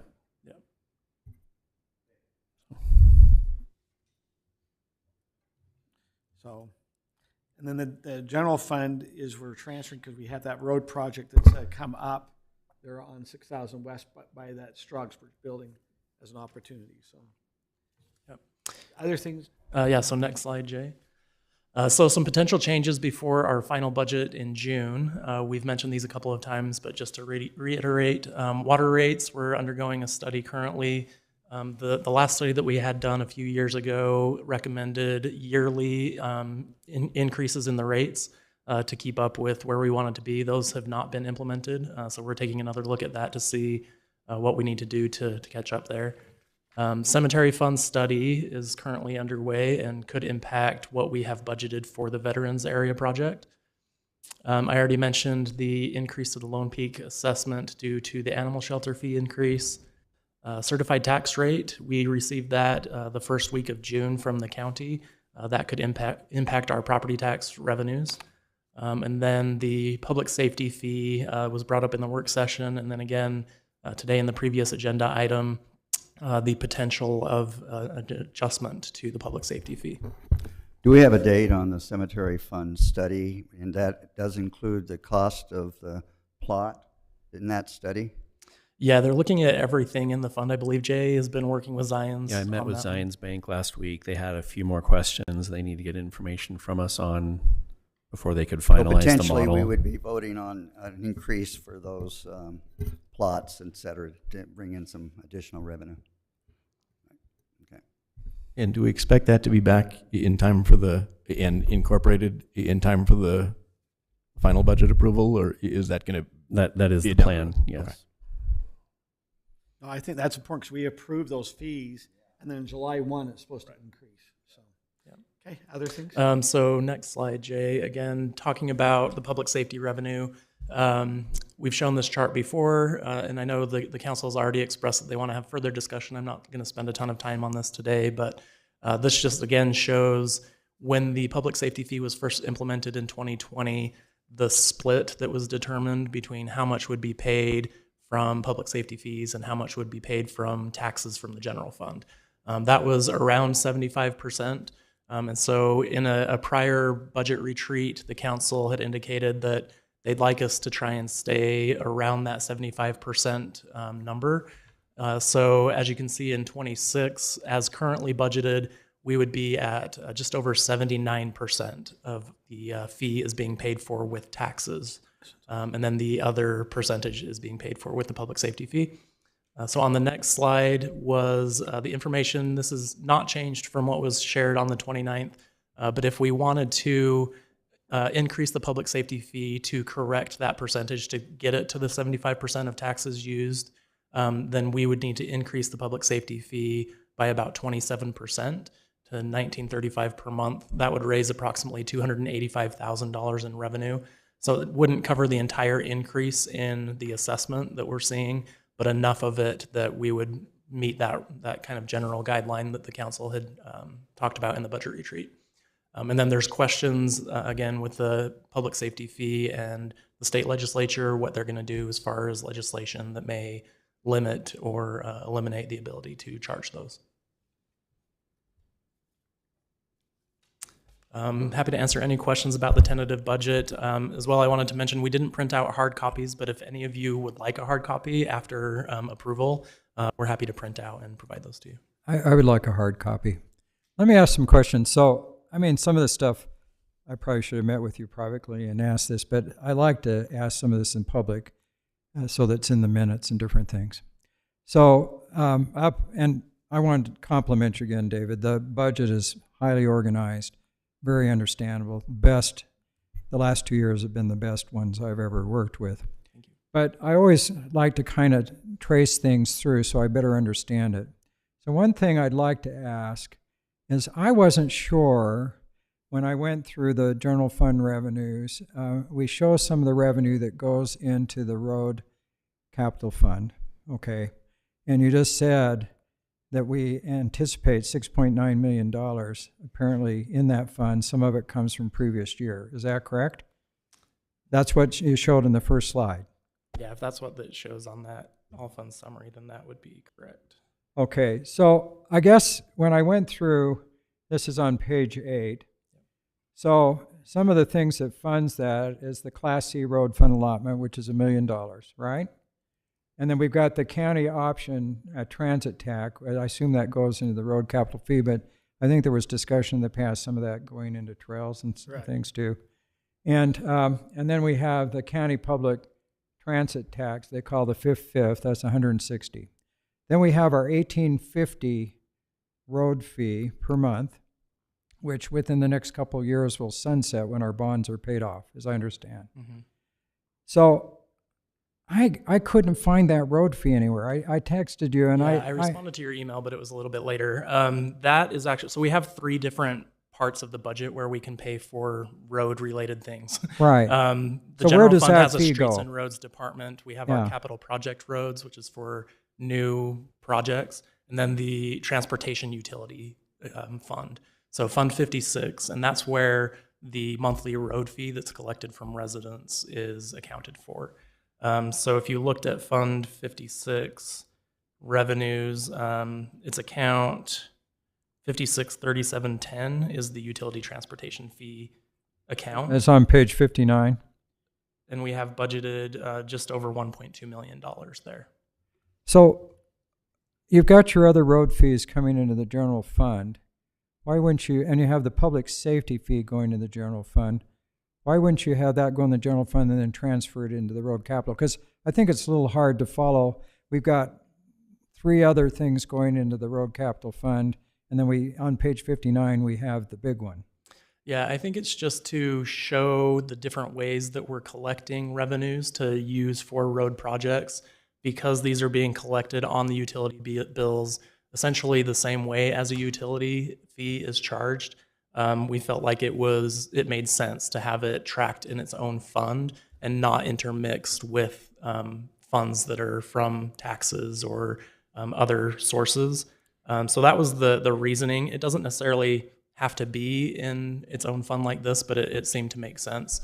And this is, speaking of public safety, this is another fee that the legislature has been looking at regularly and has been challenged multiple times. So we're not sure where that's headed and whether it'll be a fee that we can collect in the future. But as it is right now, because it's collected similar to utility, we've included it in its own fee to track it separately that way. Well, and politically, if you remember when we were doing all of this, like one of the things we told the public is this won't go into the general fund. Correct. It won't be used for anything else. And so to do that, we created its own fund. If you remember back in 2017, 18, when it was implemented, we put a special fund, so like you said, it would be that transparency. It also, And I think that was the direction at the times why it stayed out of the general fund, is we didn't want to have it floating in the general fund. and to the point of this fee has been challenged in other cities, the more it looks like a utility fee, like all the other ones, the more it's defensible. And it's not just a revenue raising fee, which is really a tax. It's not raising revenue, it's funding a specific utility, which is roads. Okay, so here's my next question. So there's the utility transportation fee that we collect, the 18.50, and it equilibrates 1.2 million, right? Yep. We have $1 million coming from the B&C Road Fund. Those other 2 funds are less than $500,000. We bring $500,000 from previous. Where do you get the $6.9 million? So the majority of that amount is actually a grant from MAG that's being given to us for a specific project. It's $5.4 million that was awarded for, what was the? 4800 West. 4800 West widening. That's the money for the 4800 West widening. Okay.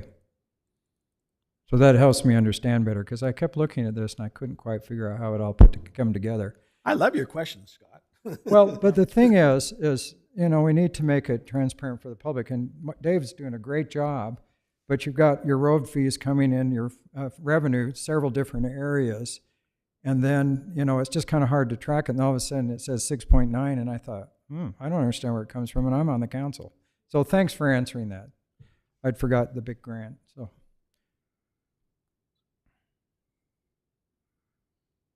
Anything else? Council, this is a public hearing, so we will need to hold a public hearing before we have a motion on that. So at this time, I'd like to open up the public hearing on the tentative budget for the 2025-2026 year for Highland City. Is there anyone like to come up and address the council on this?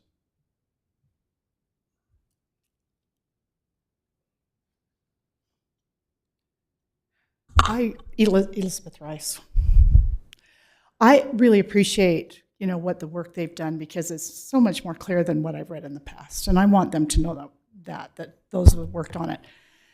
And please forgive me, because I didn't quite understand why we didn't have a public hearing about the public safety public hearing was at the Lone Peak Public Safety Board. Okay. That's why. All right. So this is included in that. And so I'm just going to put a bug in your ear. This is not, but with this split, I don't want to lose that safety officer at any school. And that some of those things are going to be either cut or, increased. And I just don't know if that's enough. I'm always going to be for public safety. Always, always, always. My son is a safety officer in Salt Lake City at 5 elementaries and 2 high schools. And it is invaluable. So I just don't know if it's enough. So I know that that's probably out of order, but just a bug in your ear. Would else like to come up and address about the tentative budget for the Highland City? Okay, seeing none, we'll now bring it back for either further discussion or a motion. So can I ask another question before we have the motion? I'm sorry, this just prolongs things, but I'm just trying to always understand. So I was just looking at our utility transportation fee. The change from 2025 to 2026 is $74,000, apparently.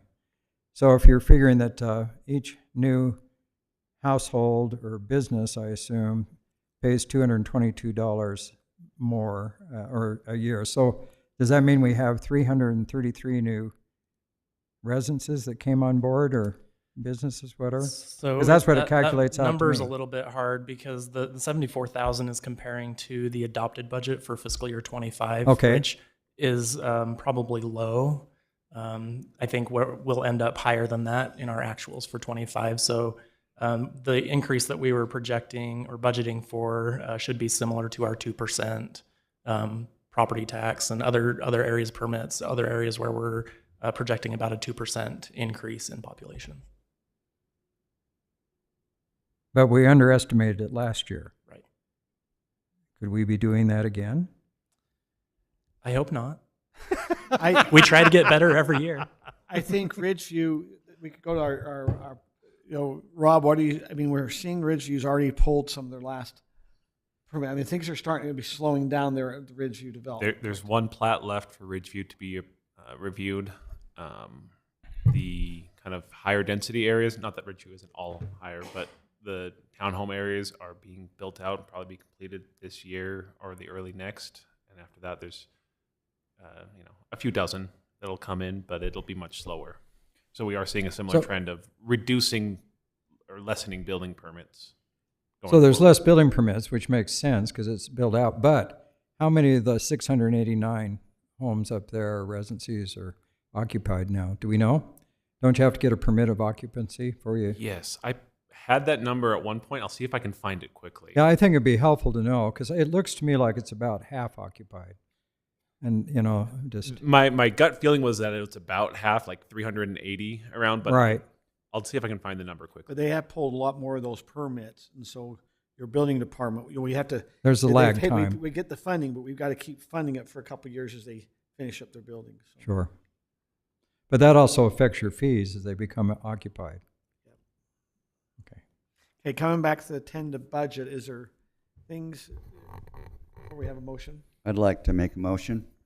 I move the City Council approve the ordinance adopting the Highland City fiscal year 2025-2026 tentative budget and schedule a public hearing for Tuesday, June the 17th, 2025 at 6 p.m. in the Highland City Council chambers to consider the adoption of the final budget. I'll second it. I have a motion by Run, second by Scott. We will go ahead and go to motion. One quick question about that, Rob. I think the answer is that we're okay, but do we, when we set a public hearing at a particular time, is it at that time or as early as reasonably practical implied? That's always the language we put on the agenda. You know, it's that time or as close to it as we can get. So that's Do we always need to have implied that in. part of the motion. No. Okay. Okay, we have a motion and a second. We'll go ahead and go to vote. We'll be with you, Doug, first. Yes. Kim? Yes. Ron? Yes. Brittany? Yes. And Scott? Yes. That passes 5-0. We'll now move on to our next agenda item, which is, these are going to be a lot of ordinance amendments and things of that nature. We have an ordinance amendment for the property boundary adjustment regulations, and that will be Rob Patterson. Thank you, Mayor and Council and Councilmember Smith. I couldn't find the number, but I'll try to get it up so our next meeting I'll have Thank it you. for you. I made a note here. So, as the Mayor mentioned, these are a bunch of amendments due to changes in state law. So the state legislative session ended in March, and unless they say otherwise, all bills go into effect beginning of May. So tomorrow, state law changes for a lot of these things, so trying to stay on top of it. The first one I am addressing here was from SB Senate Bill 104, related to property boundary adjustment regulations. As you recall, we kind of just addressed this a little bit. A few years ago, the state changed some rules about how you could combine what counted as a subdivision, and we incorporated that into our code, and then we had a lot of fights with the county about whether we could do lot combinations without a plat amendment. And I think this may have resolved it. I may also be being a little optimistic in how smoothly this will go with the county in recording new things, but I'm hopeful it'll work well. So, we used to have we had definitions for lots and parcels, and there was combinations and lot line adjustments and parcel boundary adjustments. Then which the state put in 4 years ago, and then they scrapped all of that this year. So they didn't make it 5 years. Now we have 3 types of property adjustments. The first is the boundary establishment. This is you have an old fence line and no one's quite sure where the boundary line is between 2 properties. It's a dispute resolution mechanism. The city does not get involved in boundary establishments. So this is just by way of information. If you have a disputed property line, property owners can go and settle their boundary, record something with the county, say, okay, this is now the boundary line between us. What the city does get involved in is the boundary adjustments, either simple or full. So as I have understood the state code, this includes what was previously known as parcel boundary adjustment, lot combinations, and some lot line adjustments. A simple boundary adjustment is an adjustment to property that does not create new lots, affect rights-of-way, easements, public property, wastewater systems, or lot restrictions. So notes on plats that restrict what they can do on the plat. A simple boundary adjustment does not require a plat amendment. It just requires city consent, a conveyance document, which the state also updated what a conveyance document means. It's the document that gets recorded with the state. And now they've specified you have to have an exhibit with it. Before you could just give legal descriptions. Now you actually have to give an exhibit showing what has changed, which I think is great, which is what the city always does as best practices, because it's when you look up a deed, you don't know what it's doing unless you see a diagram showing here's the lines we're drawing. And some other things with that. So this is what I think will now be our lot combination or minor adjustments between properties. They come into the city. Well, I'll get to that in a second. The last one is full boundary adjustment, which is everything else. And we can require a plat amendment, and I propose that we do require a plat amendment for these types of adjustments. So, in the proposed amendments, I removed a lot of the old definitions that aren't really relevant any longer, and I just point to state law for the relevant definitions. And I tried to update our boundary adjustment processes to conform with this new state law. And I also established a clear land use authority per our land use table for all these procedures. Councilmember Courtney pointed this out to me. I think I might have gone a little overboard on one, so I'll point it out to you. For the simple boundary adjustment, I propose staff is the approval body. That's how we've been handling it. When it's a lot combination, we don't need to take it to council. It's simple. And then we previously had those going appealed to the council, and in my proposed amendments, I changed that to the appeal authority. I don't have a preference either way. I think I might have grabbed the wrong cell when I was doing my edits in the document. So if you'd like to have a challenge to my decision regarding a simple boundary adjustment to come to you or the appeal authority, just specify that. I'm fine either way. We still have plat amendments come to council. We still have hearings and notices that go out to everyone. We appeal those to district court. And the full boundary adjustment is the staff approval of kind of all the final documents after the plat amendment. So if the council approves the plat amendment, then they work with staff just to finalize the documents and get it recorded with the county. The other proposed changes or the amendments, we had recently those changes where I said, if we recorded a lot or parcel combination, we'll recognize it for all city purposes, even if the county doesn't recognize it. I'm keeping that in there for those that we previously approved, so we don't force residents to go through a new process when they just did one. The residents can choose to go through it, but they don't have to for city purposes. I do recommend making one minor change at Councilmember Courtney's suggestion that we retain a definition related to that. So that's the proposed amendment. Any questions here on state law or what I'm proposing? So, can I ask a question? Sorry, I didn't mean to interrupt. But so we communicated with the county because before we've discussed this, the county wasn't going to recognize these simple boundary adjustments, and we're going to make people go through a plat amendment and all that stuff. Are they going to clarify their process? I have not yet reached out to them because this is brand new law, so we're all going to try to figure it out together. But I wanted to reach out to them after this and say, okay, now that state law has changed, what's your understanding? Because this is mine. Because I'm hoping because your last suggestion, Councilmember Smith, was can we get the state to fix this problem? And they did. I'm hoping they did. We'll see what the county says, though. So I will reach out to them regarding their process. Okay, can I give you a couple examples and then you just kind of tell me how this ordinance affects Yes. us? Okay, we have sold some open space parcels and people would like to now add that onto their lot. You know, at one time we talked about, hey, do you have to go through a whole plat amendment or is it just with this, they can just go and incorporate that new parcel as part of their one lot so they're not getting two different tax parcels, correct? Correct. My understanding is that can be done as a simple boundary adjustment. So a staff approval, you don't need to do a plat amendment. You get an exhibit showing the new lot all combined in a new legal description. So there's a little bit more work than before, but it's a little more clear what's happening. So I'm hoping that's a simple boundary adjustment and it's easy for people to combine those parcels into their lot. Okay, that's a combination. Now let's go the opposite way. You have a property owner that wants to sell off a corner, because I've seen this happening. You know, so let's assume now they have property. They're going, hey, it's in the corner. I don't use it. I want to sell it to a neighbor. That would be a boundary adjustment for the other neighbor adding it to his parcel and the other one removing it off their parcel. How does that affect it? That could still be a simple boundary adjustment because all they're doing is shifting lines between existing lots. There might be a bit of trickiness if they try to, you know, if one lot is subject to a restriction. I'm thinking of, we had the subdivision plat for Dry Creek and the Sunset Farms, where they're trying to get land that's subject to a private conservation easement. Where it's something like that, I would say that's not simple anymore. You're trying to change some of the restrictions on this. You have to do a plat amendment. But if all you're doing is, oh, we don't use this part of our property, I want to sell it to my neighbor, can we just adjust the line between our lots? I could do that as a simple boundary adjustment, which just still means I get to review and make sure, is each lot still meeting the minimum size requirements and frontage requirements for the zone? You're not trying to create a new lot or parcel back in here that you can, you know, put something else on. So I'll still review it for that, but I think that's still a simple boundary adjustment. Okay, now here's going to be one that I see happening in a lot. Okay, let's assume someone has two lots because they're getting two different tax parcels and they're two official lots. They want to combine it into one so now they don't have such a high property tax. If they combine that lot into one, does that become one lot, or does that, on the city books, it was two approved in the subdivision, and so it stays as two lots, but they're combining it in?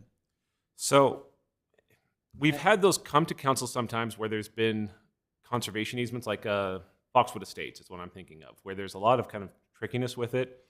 If it is just two simple lots, R140, they're just combining it, I think we could still do that as a simple boundary adjustment.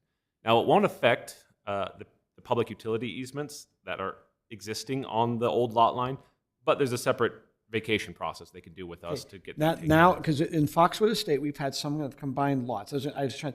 Now we're going to go the opposite. Now that lot owner, he's built his house on one lot. He had it combined. He now wants to say, I want to sell this other lot. Is that a simple boundary line adjustment, or do they have to come back through the whole process and pay all the fees and everything again? They have to do the whole process again. In fact, under state law, they did change the definition of subdivision amendment, or clarified it to say you could create a new parcel or lot. And I put in our amendments, no. Anytime you're creating a new parcel or lot out of your property, that's a subdivision, and you have to go through our subdivision But process. if it was approved as a subdivision plat, then they can. That's my question. It was approved subdivision plat. Now they combine the two lots, and now they They'd want still to, have to subdivide it again. Okay. Now we'd approve it, and then we could do it as a minor subdivision, so it'd be pretty quick. Because there'd be two lots. Yeah. But Now, we'd if it's still two have to- lots, two lots, isn't that staff, not council? That's our DAB, our Development Administration Board. Okay. So just kind of clarification question, referring back to the mayor's first example. So he's talking about people buying some open space, but right now with the county, won't they get 2 tax notices? Right now they do, and that's led to some frustration with residents. Right. So I have something that I inherited my grandparents' property, which I've been fixing up in Pleasant Grove. But when my dad and uncle sold that property, I don't know, almost 40 years ago, there's a little slice of property that I pay property tax between 2 residents. And this will help me kind of straighten that out, because I've just paid the $8 every year. But I've thought seriously about putting a fence on both sides and running pigs through it. But there's a lot of these little parcels all over, I'm sure. There So- are. That's why you're going to have There a lot are, of and we're residents seeing wanna this a lot fix with this up. subdivisions. Sometimes we'll have 2 recorded subdivisions, so subdivisions clear up a lot of title issues. But sometimes they'll be off by a foot. And the county doesn't like that, and we don't like that. The property owners want to use their property. So we're hoping this gives a faster way of resolving some of those issues between property owners. It'd be interesting when you confer with the county what they say. It will be. See if they'll follow state law. Okay. With the example that Kurt gave about combining 2 lots, if we have 2 lots that already have utilities to them, is there anything else that we need to do from a city to? I mean, typically we don't allow multiple culinary water connections onto a single lot, and if there is that anything we need to consider at this point? At this point, no.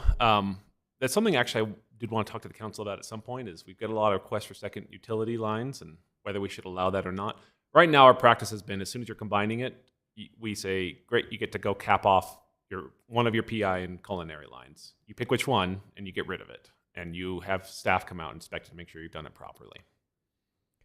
Is there a difference on the size? In Pleasant Grove, there was 2 sizes. If you had more than an acre, it was, I can't remember, 1 inch. And if it was less than an acre, you had 3/4 inch. Do we have anything like that, or is it all one size? I think we've gone all to one size. Chris knows that better. Yes, it's all one size. Okay. But Ron, you are correct. It used to be when they put the PI system in back in '96, it used to be if you had a certain size of lot, you had a certain connection from the city. That's right. If you had a 5 acre, you had a 2 inch line. You had a 1 inch if you're 1 acre, and then if you had a smaller lot, I think they'd give us 3/4. I mean, Right. but we've now standardized, is everything just a 1 inch? Is that the connection we give? Yeah, that's correct. I think that answers your question, right? It does. Okay. So this is a public hearing, but just by way of background, we've published notice of hearings for both the commission meeting, the council meeting. The commission recommended unanimous approval with the amendments as presented, and we recommend the same with one minor change, which will be in the motion. Okay. So at this time, I'd like to open up for public hearing on the property boundary adjustment regulation which is item number 3C. Is there anyone else that would like to come up and address the council on this?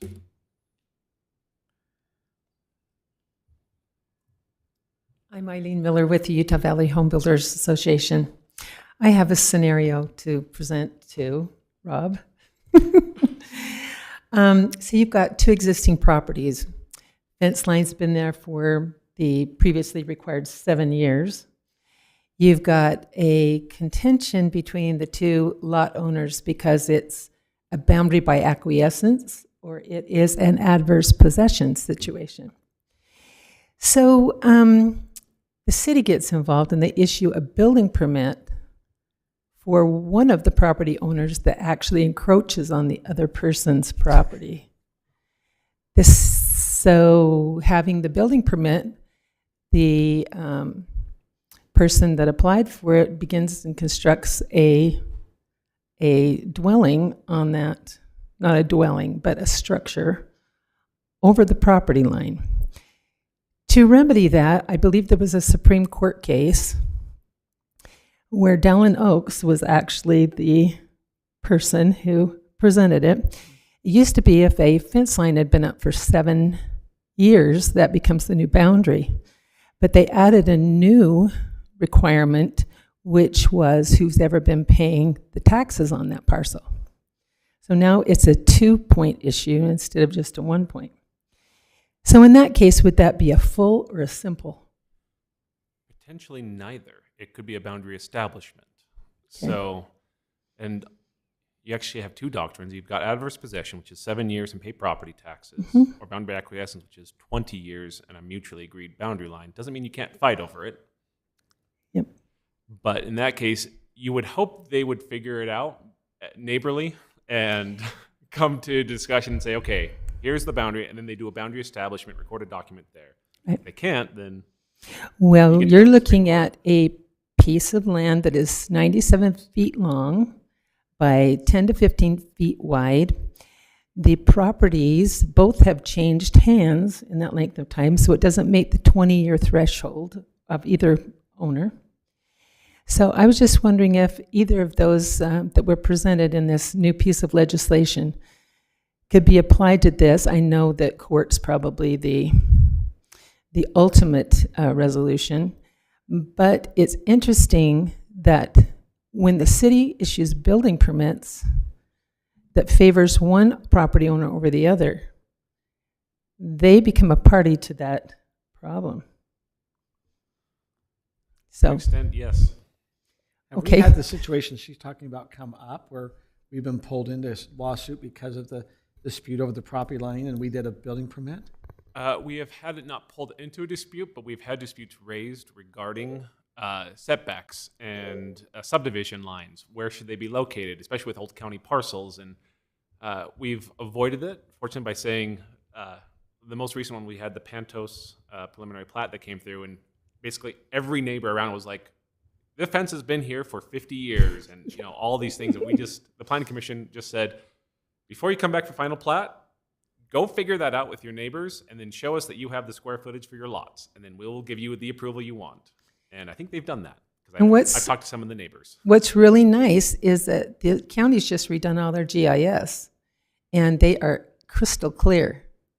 And where before, you know, they used satellite imagery and stuff, now it's a very specific demographic, coordinates. Okay. So there's less question on this stuff. So I came specifically tonight to see how a city's attorney's interpretation is of this, because there's still a lot of gray area.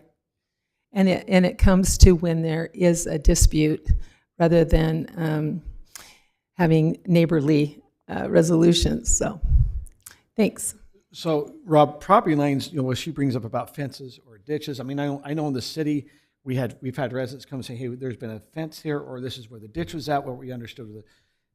How does this ordinance play into any of that? I don't think it even comes into it, right? It really won't come into it. I mean, the Panto subdivision is a great example of that. So part of the problem is under LUDMA, the state law that governs how we can regulate and are required to approve subdivisions sometimes, we are required to approve applications if they basically check off our list of requirements. One of our requirements is when you come in for a subdivision, you give us an ALTA survey of the property. So you have a surveyor go out and say, yes, I've looked at this, and I'm basically, putting my stamp on that this is the property descriptions. And if we hear residents who will say, oh, no, it should be this or that. But we have a surveyor saying they own this property. It's hard for the city to say, well, you don't. Give us more, because there's not more unless we say, go to court and get a court order on this. So at some point, these provisions don't really affect the boundary disputes, because they just say anything that's a disputed boundary is a boundary establishment that you don't take to the city. Now, if you're agreeing, you're doing some horse trading and you're kind of swapping boundary lines that are kind of been established, that'll come to us. We can figure that out. I don't mean to drag this. What about over there where we had a problem by the Murdoch Canal in Canterbury North? Does this ordinance play into any of that?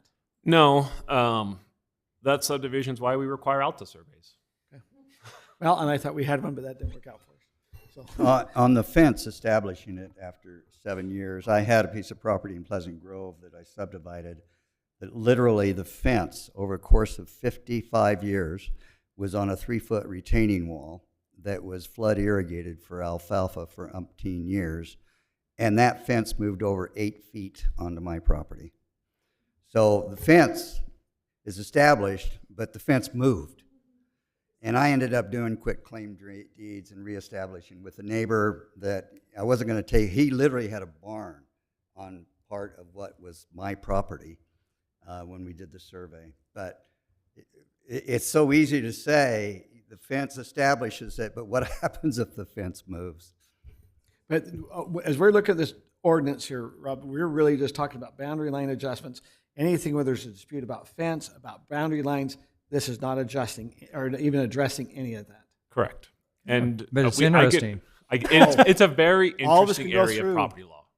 I mean, and I'll tell you, we had, we've had Utah, just with different things in Highland, with different things, even with government entities coming and trying to decide where boundaries are at. These boundary things are a big thing. With that, is there other discussion, or are we up for a motion? So let me. Oh, do we have someone else who'd like to come up for public hearing? Liz would. So I was at that April 22nd, and I know I made a comment, and you have no comments. I'm positive I did. And then I talked to you after about mortgagers, and I wish you would expound a little bit on that. This is not necessarily a comment as much as I know that if I sold off part of my property, my mortgager, which I still owe, is not going to be happy with that, especially if I reduce. That's a good question. I apologize. I re-reviewed I know the I minutes. did. I thought I. You know I do. You're you did. talking at Planning Commission. You made a comment, right? Planning Commission Yes. on the 22nd of April. I sincerely apologize that I do, because I said there was no comment and there was. That's it. I very much appreciate Liz Rice coming to our meetings. I really do. I like having the public at our meetings. The mortgage is based on the recorded deed of trust is usually what it is. And that they'll go off of that. And you can alienate your property, sell it off, and sometimes the mortgage company will come in and say, they will have an escalation clause where they'll say, oh, you've done something in violation of our contract. We're calling your entire loan due now. Good luck paying it off. Sometimes they won't know, or they just don't really care, because if you're paying on it, they'll be like, it's working out. But that doesn't, their interest will be superior to anyone that if you record a boundary establishment or do this lot line adjustment or something like, not a lot, boundary adjustment. No, but what I think what Liz is saying is that the mortgage is recording a meets and bounds on the property description. If they move that property description, they still trump that meets and bounds, and if they foreclose on that property, or they're going to take all of it. That even though there's a lot line adjustment, that has nothing really to do with us. We've done that's, I guess, if we've allowed that lot line adjustment, are we having any liability to a mortgage company? No, we don't ask them to submit to us. Let me ask, actually, so you're very educated in this. I'm going to let you hold come on. up and ask a question. From a personal experience, when I moved a property line, I had to prove to the city that my mortgage company was okay with that. So it's a possibility we could do, and it was a big hoop I had to jump through that took a lot of time to do it. But So my comment has to do with the mortgage that's owed on the properties. In the scenario that I presented before, one piece of property was owned outright, the one that built the structure. The other one still has an outstanding mortgage. That mortgage company has vested interest, and it depreciates the value of the property that the mortgage is on. And so the problem is either what I anticipate what will happen with this particular scenario is that the 20 years that the person has been paying property tax on that, plus the value of the 970 square feet will have to be paid by the person that built the structure. And that's really what's fair, because it's a taking. And you've just explained why attorneys are in business. So I anticipate that there's going to be some major money exchanged. Either that or the structure will have to be removed. Because it comes to the taxes. Who's been paying the money on every year on that square footage? The neighbor might be using it, but it's who's been paying the money. Okay, thank you. Council, if there's no more questions, we still have a lot of meeting ahead of us. I'll say we could require, to Aaron's point, we have not required proof of, we require clear title for subdivision when we're taking property to land. We've actually held up subdivisions because they couldn't prove it for a while. We haven't required it for when it's all private property and they're just swapping lines between them. We just assume, good luck if you're going to mess it up, that's on you. So there was one question on the first bullet point about who's going to be the appeal authority, the city council or the... Yes. Do we need to clarify that in the motion? Yes. So right now I wrote it as the appeal authority for the appeals for a simple boundary adjustment. If you'd like it to be the council, just specify that in your motion. Is there any benefit from an appellant's standpoint to it being the city council over the appeal authority? It's an appeal, so you're still paying the appeal. Yeah, the appeal fee regardless is of still where the it's going, same. It can be faster or slower, just depending on the timing of the council versus the availability of our hearing officer. I see it as 6s, so whichever the council would prefer. So I think we're ready for a motion on this. But you need to make the motion who's the appeal authority, correct? If we want to change it from the appeal authority, I think, because it's written as. Okay. I'll make a motion. I move that the city council adopt the ordinance amending city code related to boundary adjustments with the retention of the definition of combination for previously approved combinations. Second. I have a motion by Kim, second by Doug. If there's no further discussion, we'll start with the vote here with you, Kim. Yes. Ron? Yes. Brittany? yes. Scott? Yes. And Doug. Yes. That passes 5-0. We'll now move on to item number 3. I believe it's 3B. That's going to be an adoption of a fire code appendage. And that will also be, Rob Patterson also. It will be me. We'll touch on HB 368 again in a little bit. It was a hefty bill. But I'm touching on 2 lines from that bill, and that relates to fire code appendices. Our current state fire code is the 2021 version. That's what the state has adopted. They had to step out just for a second. Okay, that's great. The state, just for your information, they adopt statewide the fire code, and so the International Code Council will publish new versions every 3 to 5 years.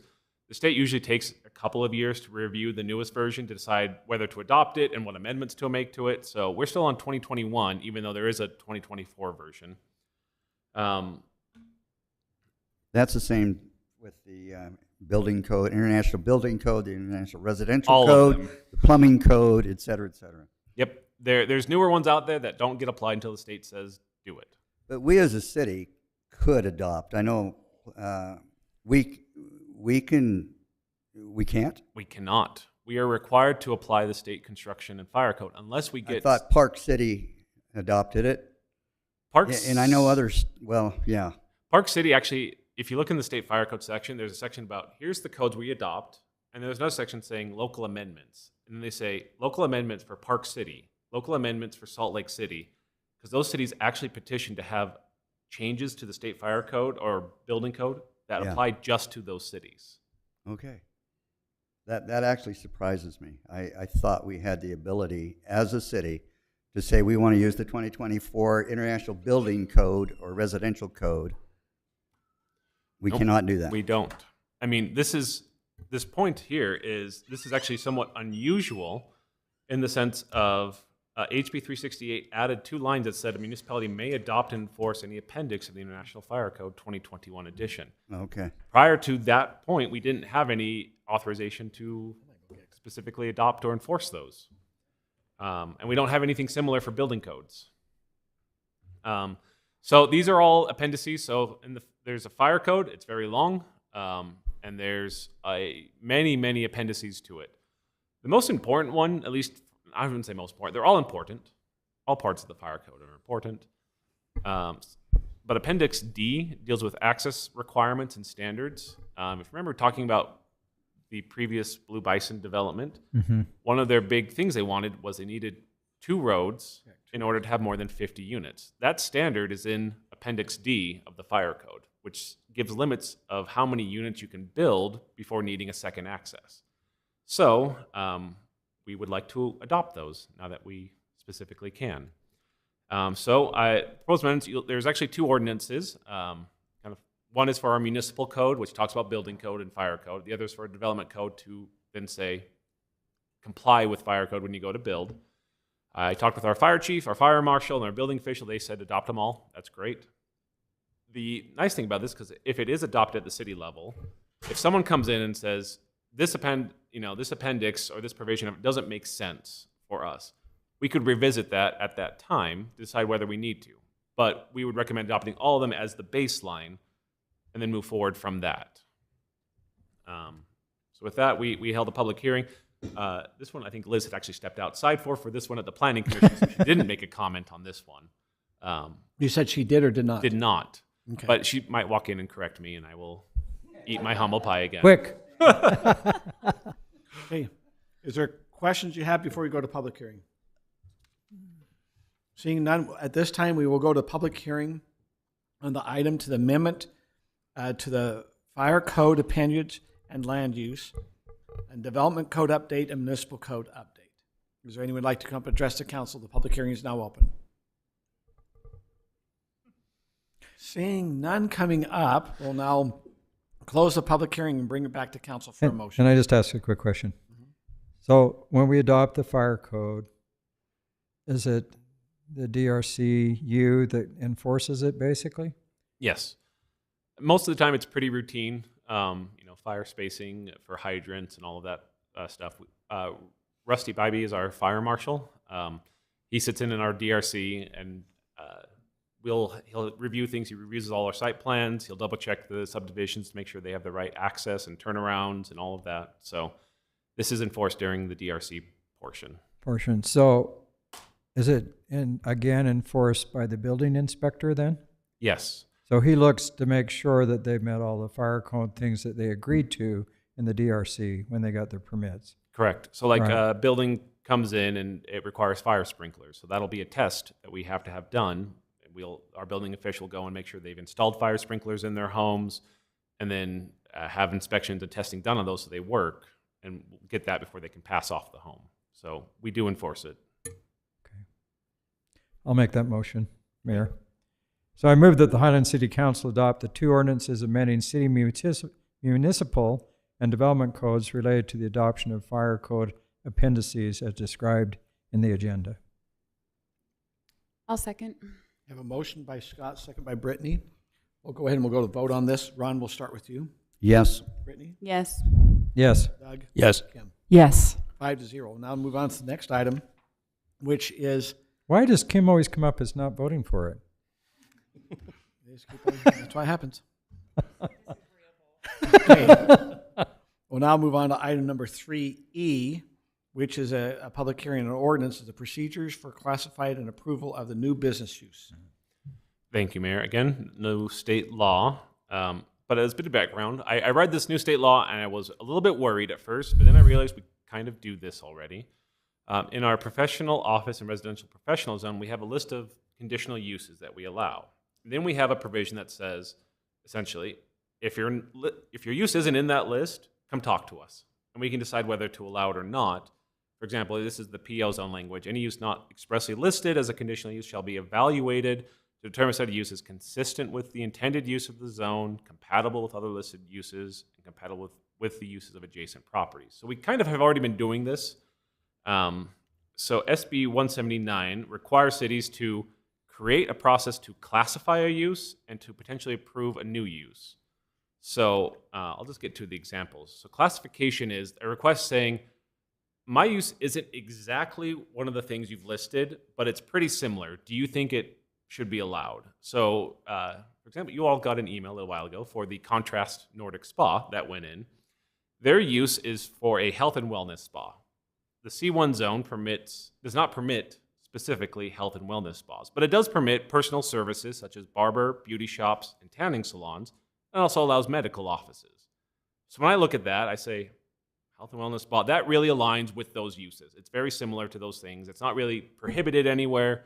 Same type of kind of use as those other ones. As the approval of a new use, we had the Zana Jewelry that went up in the PO zone. They were a jewelry consulting, design, and sale use. Now the PO zone expressly prohibits retail sales. So they had to come into the Planning Commission, and because that was the authority at the time, and ask for approval. And the Planning Commission said, yes, with the condition you cannot do any retail sales. You can't have a storefront, essentially. You can come in and do your appointments, your consulting, your design work. You can do shipping and receiving from here, but you cannot just have a storefront to do retail. So they approved that as a new use. So that's the two processes we're doing. Is we have now a process for classification, saying, does this align with something that we already allow? And if it doesn't, should we allow it as a new use? So my procedures, the amendments provide procedures to do all of that. Staff review is for classification. That's how we currently do it. Someone calls me and says, is this allowed in this zone? The vet clinic is another good example. We have one going across from Lone Peak. Site plan is going in right now. What is it again? It's a vet clinic, veterinary clinic. Oh, okay. It's in the Wild Rose PD, which does not specifically allow veterinary clinics, but allow medical offices. And I said, well, you're a doctor if you're a veterinarian. You are providing medical services, just not to humans. We didn't say only humans. That makes sense to me. We'll allow that there. So that's when I classified it. Now, if they had said, we want to do, I can't think of a use. Large animal veterinary. Honestly, large animal might be a little more questionable. I asked them whether they said, no, we're not. But something like that, I might say, you have to come talk to the Planning Commission and Council about that kind of use. The amendments also provide procedures to review a new use. The council is the one who decides whether to allow a new use or not. It's what's required by state law, and I think is a good idea anyway. The applicant can appeal the council's decision as an administrative action, which I think is a bit odd, but that's to me. And then we're also required by state law for every commercial zone where we have a list of uses to include a little reference saying, and if your use isn't listed here, you can use these procedures if you want to ask for a new or previously unallowed one. How's that an administrative act if it's coming to the... It's if it's approved by the council. Yeah. It's because the state screwed us over. Yes. I am surprised that I have not heard... I've listened to a lot of trainings and recaps legislative session. People are like, oh, and here's one about new uses, so incorporate that, and they move on. And I haven't heard anyone saying, we're turning legislative acts of what uses are allowed in a zone, which is quintessential zoning, and making it an administrative process. I haven't heard anyone kind of challenge that, get riled up about that. So my approach is, it seems like the state's saying this is an administrative process, which means we have to have a basis to approve or deny. Which But means I'm the going to planning make those commission pretty could handle it. broad so we can justify our decision whichever way the council wants to go. And I'll get to those in just a second. So if we have a new use come in, we have to establish timeframes for how we review it. When I drafted the code, I just kind of put in placeholder times of 30 days to review it after an application is filed, and you can continue it to another meeting 30 days later, and then we have to make a decision within 14 days. We can extend all of those and make it 45, 45, 30, or 3 months, whatever the council wants. I don't have a preference. However long you'd want from when they ask for you to approve a new use before you have to make a decision on it. So are you saying it'll still come to the council? Still come to the council. Oh, it does still come. In fact, it's required to come to the council. Yes. It's required to come to the legislative body so that we can make an administrative decision.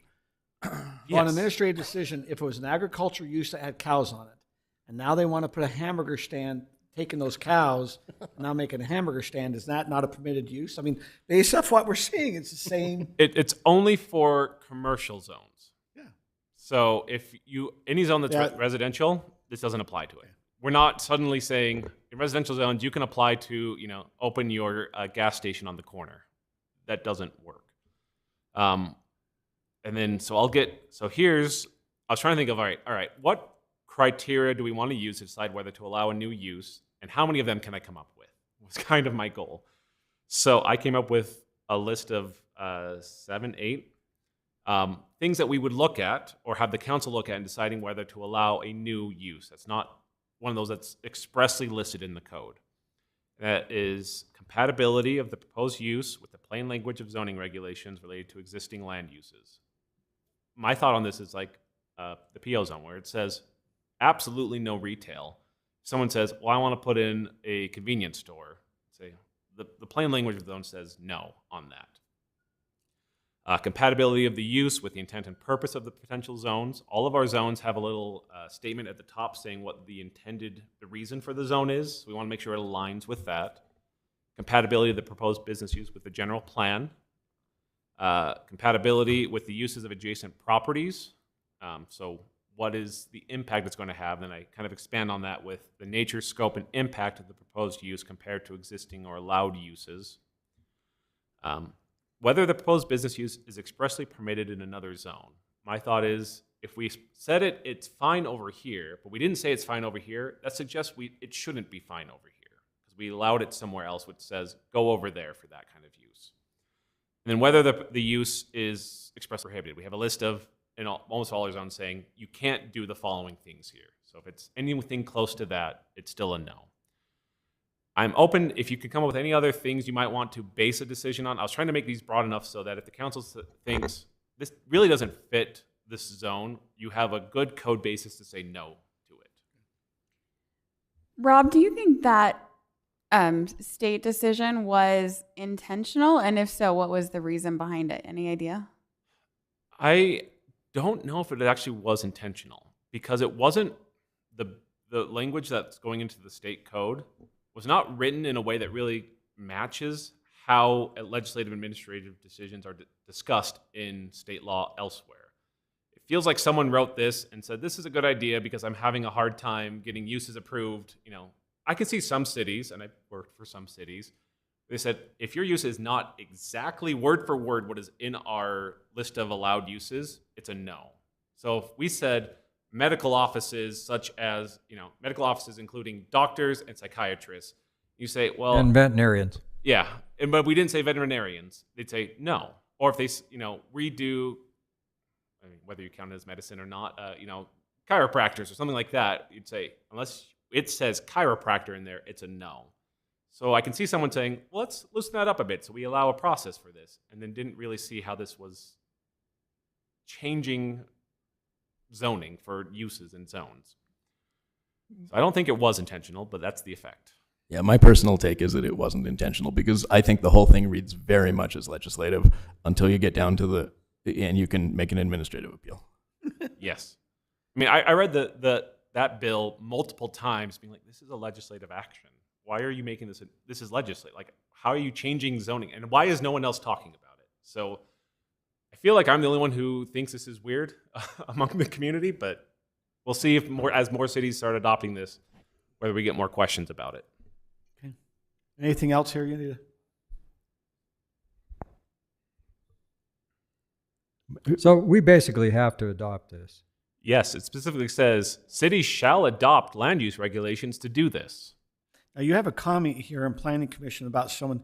Was someone here specifically about a home occupation, or was it just a general comment? Just a general comment of, are we going to change the scope of home occupations, or are we going to allow uses that weren't? And I said, no, this doesn't apply to residential zones. It doesn't change our home occupation rules. My recollection was that was a commissioner who asked about that. Anything else? Rob, could you just briefly talk about the senior care assisted living overlay and why we're not updating that one? Yes. So as I mentioned before, we have to include in all of our commercial zones a little statement that says, and if you want to do a use that's not listed here, look at this process in our code. I didn't put it in our senior care assisted living overlay zone. I went back and forth on whether to do that or not. The senior care assisted living zone isn't a true commercial zone in that it really only allows two uses, assisted living and nursing. I forget the exact wording, but very specific uses. And it's intended as an overlay, meaning you take a residential zone, you put that zone on top of it, so you can still do the residential or this specific assisted living. My thought was that's not really business uses, so I didn't say this is one of those you can expand the uses in there. Does that include group homes? Because it's residential, yes. And anything that's residential can have a group home. Yeah. So my thought is, unless someone's really going to challenge me on it, I would rather avoid expanding our senior care assisted living zone to other uses, because that just doesn't make sense to me. I'm good with it the way it is. I just wanted to have us on the record of why we're not. Yeah. But that said, it is big business. Not saying it's not. It very much is. Yeah. Okay. With that, we need to hold a public hearing on this item number 3E, which is the classification and approval of new business use, land use, and development code update. So at this time, we'll open up a public hearing.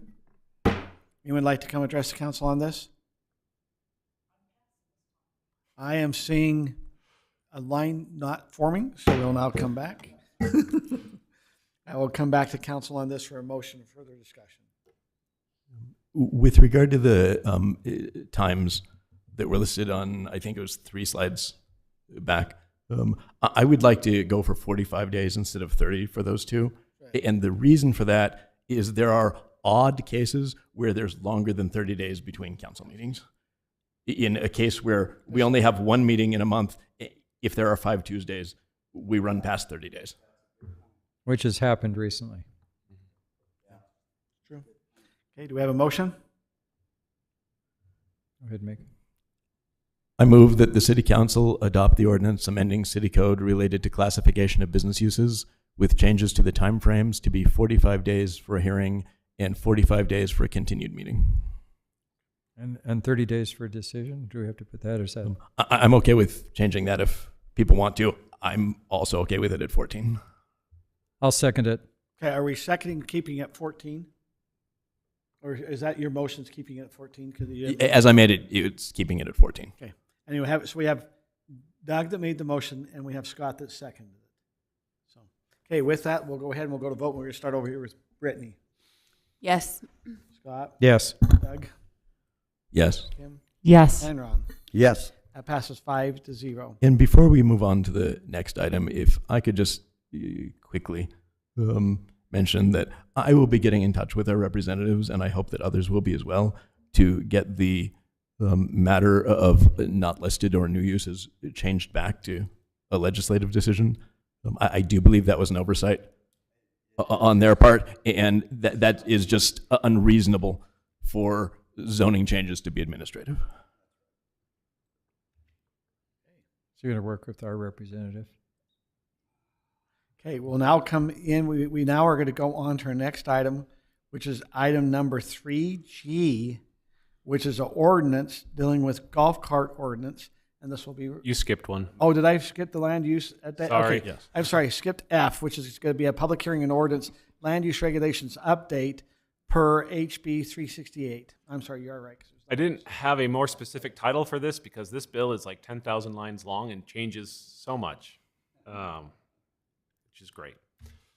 And I do apologize that I'm kind of throwing these all at you. It's just, we learned about these basically mid-March. We try to figure them out in April, and then we have to take it to the commission in May and have you approve it, April to May. So 368 changes a lot of things. One of them that we don't really touch on in our code is building permit processes. Our building department is working to figure out how to do that. Specifically, how long we can have to look at an application for a building permit to determine whether it's complete, to request additional information, to send it back. Very much truncated. So our building department, we now have 3 days to screen an application to make sure it's complete before accepting it. Then we have 14 days to approve it. There's very limited times we can send it back and forth. Our building department has already more or less been doing this, so it's not something that we're going to really struggle with, but it is another thing the state has kind of gotten very strict on, which does impact us. The 3 areas where I do recommend doing some changes relate to appeal hearings, annexation procedures, and the biggest one, which is subdivision bonding. These are all very exciting topics. So the biggest change is under HB 368 is that we can't hold a public hearing on a variance or an appeal of a land use decision. We can hold a hearing in the kind of court sense where you hold a public meeting where the applicant or the appellant and the city, argue about it, and our hearing officer makes a decision. But we can't have the public come in and give their thoughts for or against a variance or an appeal if they're not part of that process. So that's per state law. Our appeal authority. Can the public attend? They can still attend. We're still going to advertise them as public meetings so that we will welcome them in. It'll just be more like court, where you can go in and watch court proceedings. You just don't get to give your opinion on it. It doesn't affect any of the public hearings and any of our land use processes or zoning or any of that. It's just appeals and variances. And so I just changed our code to remove any reference to hearings throughout the appeal and variance process. The next is annexation procedures, and annexations get modified in state law every 2 years. There's something that changes, and it's just hard for us to keep up with. So I have thrown in the towel now and just scrapped everything in our code that talks about annexation and just says we do what state law says for the process. But what I did keep in was the council has very broad legislative discretion to approve, deny, approve with conditions, to require exactions, to require dedications of property, to make you put an agreement on your property. Whatever we want, we can put in on an annexation. But other than that, we just follow state law for all of the technical procedures. Finally, subdivision bonding. And this is the biggest change. Just background information. Once we get a final subdivision plat approved, before they can sell lots, they have to get that plat recorded. Before they can record the plat, they have to do one of 2 things. Go out and build all the public infrastructure, so all utilities, roads, sidewalks, curbs, build it all out, then they can record. Or, which is what most developers do, is they bond for all of those improvements. So they give us a completion bond, which is if we fail to put in those improvements, here's an amount of money that will cover all of those improvements so the city can put them in. And a warranty bond saying these improvements will also be to warranty. They're not going to fall apart. And then they can record the plat and sell lots. They do that so they can sell lots while building, so they get kind of a revenue stream while expending a bunch of money to build the infrastructure. What has changed? Well, a lot of things have changed. First, we need a land use authority for bonding issues, which is going to be Chris. Chris already decides bonding issues. We're just making that more clear. But now our completion bonds must be allocated to 7 infrastructure categories: culinary, sewer, stormwater, transportation, PI, landscaping, and public parks, trails, and open space. So when we get a bond, and all of our releases now, as developments start getting put in, we will release some of the funds they have in the bond because they say, oh, we've done half the work, can we get half of it back? we actually don't release half of it, we release 40%. But we release some of it based on their completion. Now it's by categories. Now they'll say, we have done 100% of our culinary and our sewer and our PI, but we haven't done any of our roads. So we'll release the portions of the bond allocated to those categories. We also have now strict timelines, because that's what the state legislature has been doing for all land use things. 15 days to complete inspections. When they call and say, we've done the work, can you come inspect it to make sure we did it right, if there's anything wrong? We now have 15 days to do that. Then have 15 days after that to give our list of reasons if we reject anything. And then we have 15 days to release funds after they request the funds be released. On that timeline to reject it, give the reasons, we have a penalty now of, if we don't do it timely, they can say, give us the reason right now. And if we don't do that, we have to release part of their bond back to them. This is, again, it's frustrating in the sense of the state doesn't trust cities to handle this, but it's not something we're going to struggle with as Highland. We've basically always been able to do this. And there are also exceptions in state law, and we've incorporated into this code for winter work or exceptional circumstances where we can't get out there in time. How do we establish the amount of that bond? Great question. See, it's nope, not there. So the completion bond is 100% of the estimated cost to complete the improvements. They go out and get a contractor to bid, is the typical way of doing it, and they show us their bid, saying this is how much I have basically contracted for to do this. And we say, okay. We always double check it. We have our engineer to just make sure they didn't miss anything on there. They've included the right amount of linear feet of sidewalk and road and all of that. But we say, that looks reasonable. You have to give us 100% of that total cost as a bond, plus 10% for administrative costs.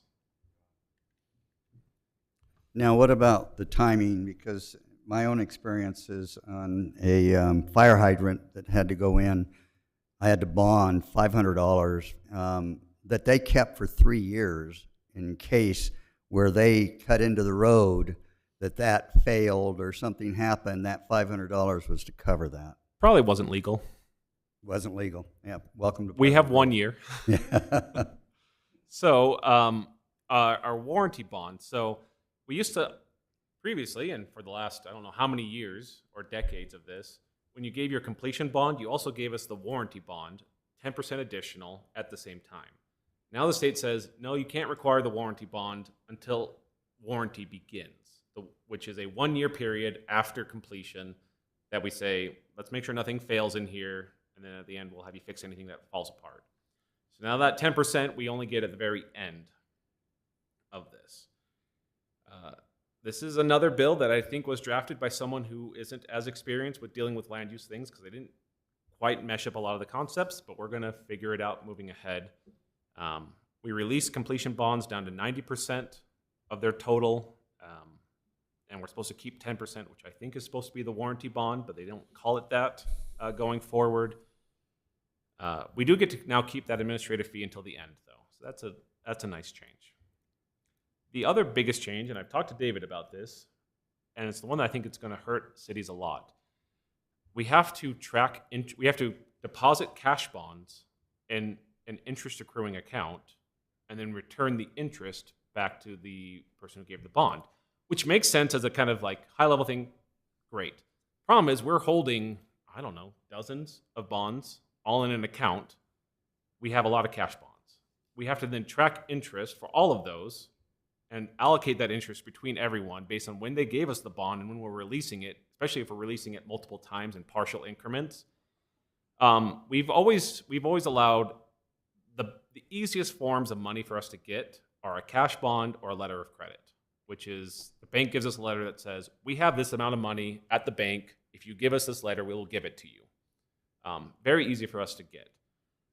The interest on cash bonds it's something that it might be so administratively hard to do, we might not use them anymore. We're still figuring that out staff-wise. Because you have to pay interest on them. Not just paying interest, but track the interest. Well, could you not set up a specific account when that developer brings it in, you put that money specific just in a savings account that's his money, and any interest that's earned is that money that goes back to the builder? But for every developer. We'd have to create a new account for them. Correct. But I'm talking a new account at the, wherever you're at, that way you know that interest is there. Yes, but that's saying, like, that's an administrative. Now we're creating new accounts every time we're getting a bond and then removing them. It's doable. Dave and I have talked. There's ways of doing it. It's just, it's not as easy.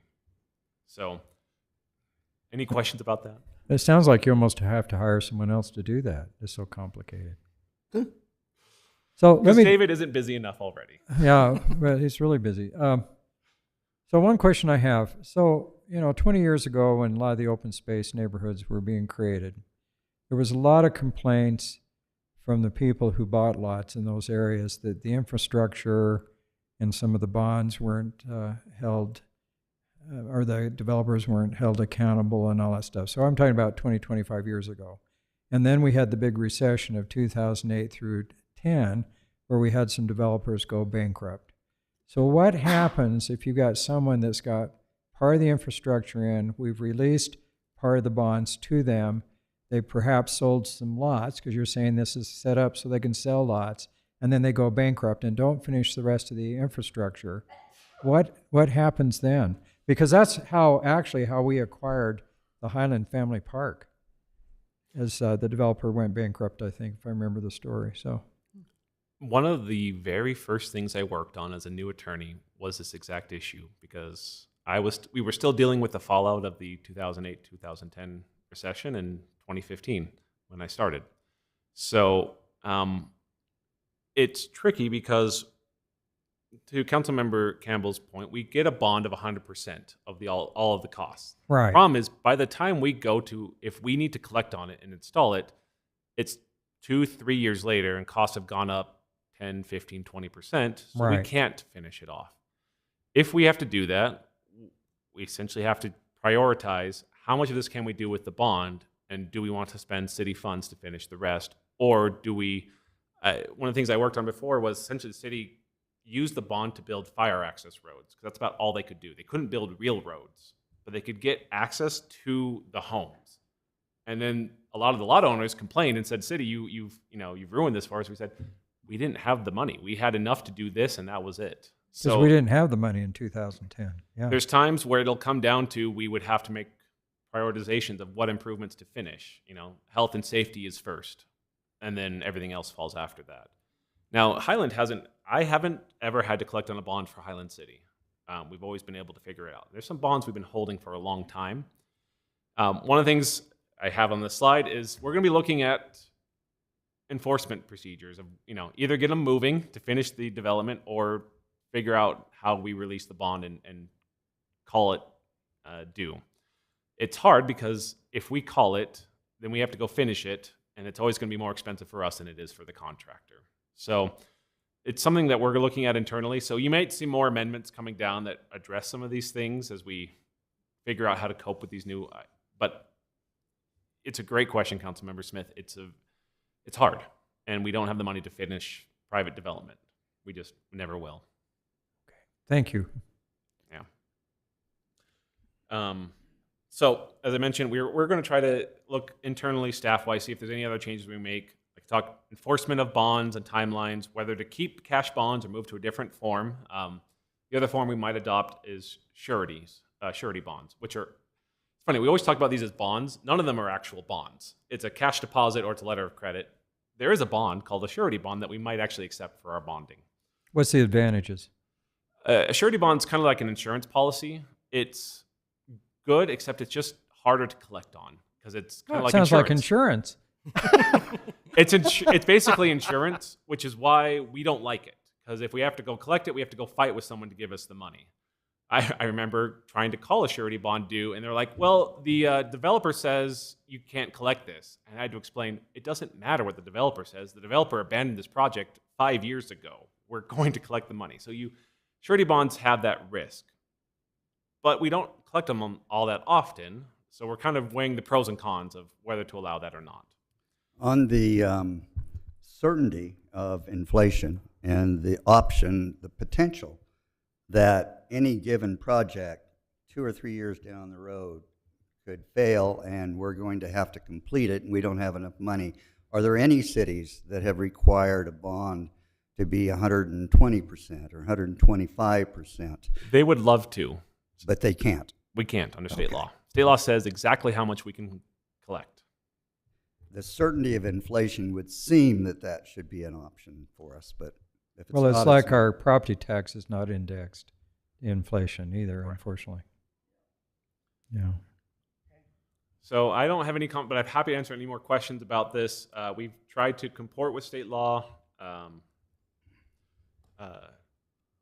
Planning Commission recommended approval with one minor change that I recommended because I had to double check my work, which has been already incorporated into the ordinance presented to the council.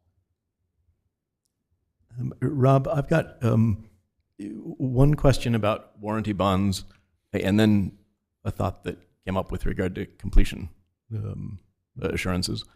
Am I correct in recalling from the Planning Commission meeting that we are planning on considering a single warranty rather than separate warranty bonds for each of the categories? Correct. So this is something not clear in the new law because it says we're supposed to release these bonds on each infrastructure category, and which suggests that when you complete your culinary system, you start your 1-year warranty from when we accept that. But that means we'll have 7 different warranty periods for development. And the state law doesn't exactly say that. So our position is, no, you still have a 1-year warranty period. It's still for the whole subdivision, and you get to get there when all 7 categories are done. We might get challenged on that, but that's the position we're going to take for now. My concern about that is that if we're looking at it as a single warranty, when we don't return that last 10 or 20%, depending on how you read things, of the completion assurance, since we can't collect a warranty bond until the warranty period begins, the first thing that they complete, does that start our warranty period? That was something I read into state law and didn't want to speak into existence because it says the warranty period begins when an improvement is completed, which scares me because if you read that very literally, it means as soon as you finish one improvement, the warranty period begins, which makes 0 sense in terms of how actual development works. So I am trying to go with the intent and what makes sense. I'm not saying there's not going to be challenges to this. We might have to resolve it staff-wise. There might be more legislation. I hope there is that clarifies some of these things. But our position will be you still don't get to start your warranty until we actually have a few things that trigger it. First, you have to request your inspections, get those inspections passed off. Then you have to give us your as-builts, the plans that show exactly. We have the plans of showing what you're supposed to build. Then the as-builts are what did you actually build and put into the ground. And so once you give us all of those to our standards, and we've inspected everything, and you said, I want to start warranty, and we have the warranty bond, whether that's from the old one or a new one, then we'll trigger your 1-year period. So we're going to keep going with that as a hard start and end date, and we'll keep you posted if something changes on that. So can I ask a quick question? So I can see some of the concerns here. It seems like in Highland, though most of the development that's happening or will happen are kind of big name developers, like Millhaven, who produces really high quality, and the Boyer with all these other companies underneath. I mean, they're big developers. Chances are they're not going to go bankrupt or default on these things. If it seemed like there'd be more concerns with a small developer that doesn't have a great track record. Do you run into that much? Do we anticipate that in Highland? I could see a few with when we do infill development. My worry would be, you might have a less experienced developer, a family, who has their property and they're trying to do it on their own, be their own general contractor. We have the Smith one off 90. The Smith one, which is 2 lots. Right. They have to put in a lot of improvements. So I think that's more of a risk for those type of developments. On the other hand, the risk is less because it's much smaller. Like It's if just the 2 Smith lots, development yeah. fails, we have 2 lots and only one of them doesn't have an access. Right. It's not as big of an impact. I don't think we'll see this with our bigger developments because they want to finish them and get them done. I mean, Patterson Homes, they'll build when they build. They don't have a problem finishing out things. or leaving a bond with us for 2 years. And the Boyers certainly haven't. Boyers, same Yeah. way. Millhaven.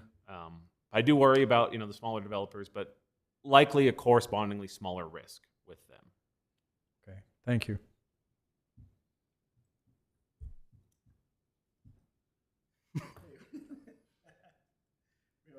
Now open this up for public hearing.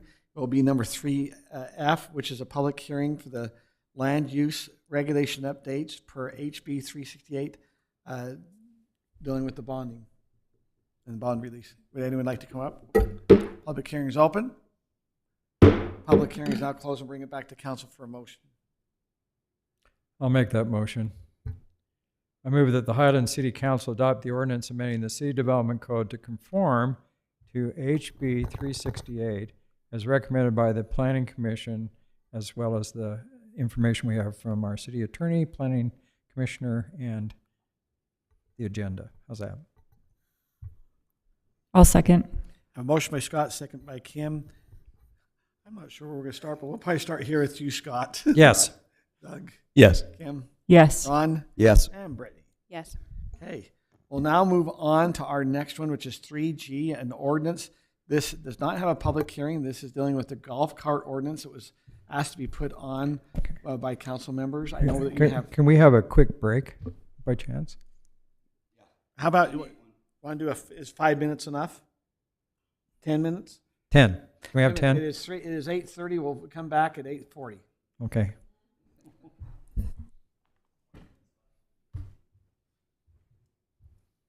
Just an hour.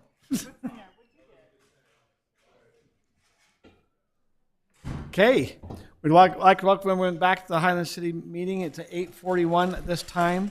We're now going to discuss item number 3G, which is the golf cart ordinance municipal code update. We have down Rob Patterson, but this was also put on by Ron Campbell and also Doug Courtney on the agenda. So where do we want to start? Where do you want to start? I can introduce what we've drafted and then kind of introduce some talking points and questions or options and then go from there. That'll be fine. Please do so. And Okay. you basically drafted it based on St. George, is that right? Correct. I took the Good. St. George ordinance and tweaked it a little bit, but basically used a lot of the wording from it. Good. So we've talked about this a lot. I'll just give a very short background. State law says golf carts are not allowed on city streets by default. They're not allowed on state streets at all. Cities can allow golf carts on city streets as long as you adopt regulations saying on which streets they're allowed, who can operate them, and the hours they can operate. There's some restrictions, so we can't have golf carts that'll cross SR 92, Alpine Highway, North County Boulevard, regardless of what we do. We can't allow that. They're exempt from certain state requirements, but we still have a lot of leeway in what we can require. So here's the summary of what I have drafted based on the St. George ordinance. We permit golf carts on city streets, and then this is kind of a placeholder, of 25 miles an hour or under. That would exclude any of our collectors. Now, the council could obviously go up and change that. That's one of those options that we're going to be discussing. I clarify and kind of reiterate, like our Suron issue, you can't drive on sidewalks, trails, parks, the cemetery, open space. You may need to adjust some of the language about the exception regarding clarifying you can't drive across a park to get to a parking lot. You must be 16 years old with an ID. Again, 16 is a number that the council can decide. So it could be 16, it could be 18, it could be 14, whatever the council wants to do on that. But you can have a driver's license at 16. You can, Yeah. but golf carts are exempt from driver's license I requirements. know, but still, they've had some training. Yes, 16 is a great age at least because I think it gives driver's license experience. You could go 18 so that they're adults who are driving these, but that is a question for the council to decide. And even though we're precluded from requiring a driver's license, if we require ID, someone could use a driver's license as their ID. Yes, Yes. it's kind of a roundabout way of doing that. You cannot have. I also figure you might have a school license or a school ID that might show their age. We'll say, okay, that's reasonable. You cannot have more riders than there are seats, and everyone has to be in their own seat. No driving after dark unless there are lights and reflectors. That was language I took from St. George. We could also say no driving after dark, period. We could also say no driving after dark unless you've installed lights and reflectors per certain standards. State standards for bikes or for motor vehicles or federal standards, that they have to stop at all stop signs. Under state regulations, they're treated kind of like bicycles, which have to slow and kind of look, but can roll through a stop sign. So we're saying golf carts can't do that. You have to stop. Can't drive more than 25 miles an hour, even though most golf carts really can't anyway. They're subject to state alcohol laws, so DUIs, open container laws, and they're subject to city parking restrictions.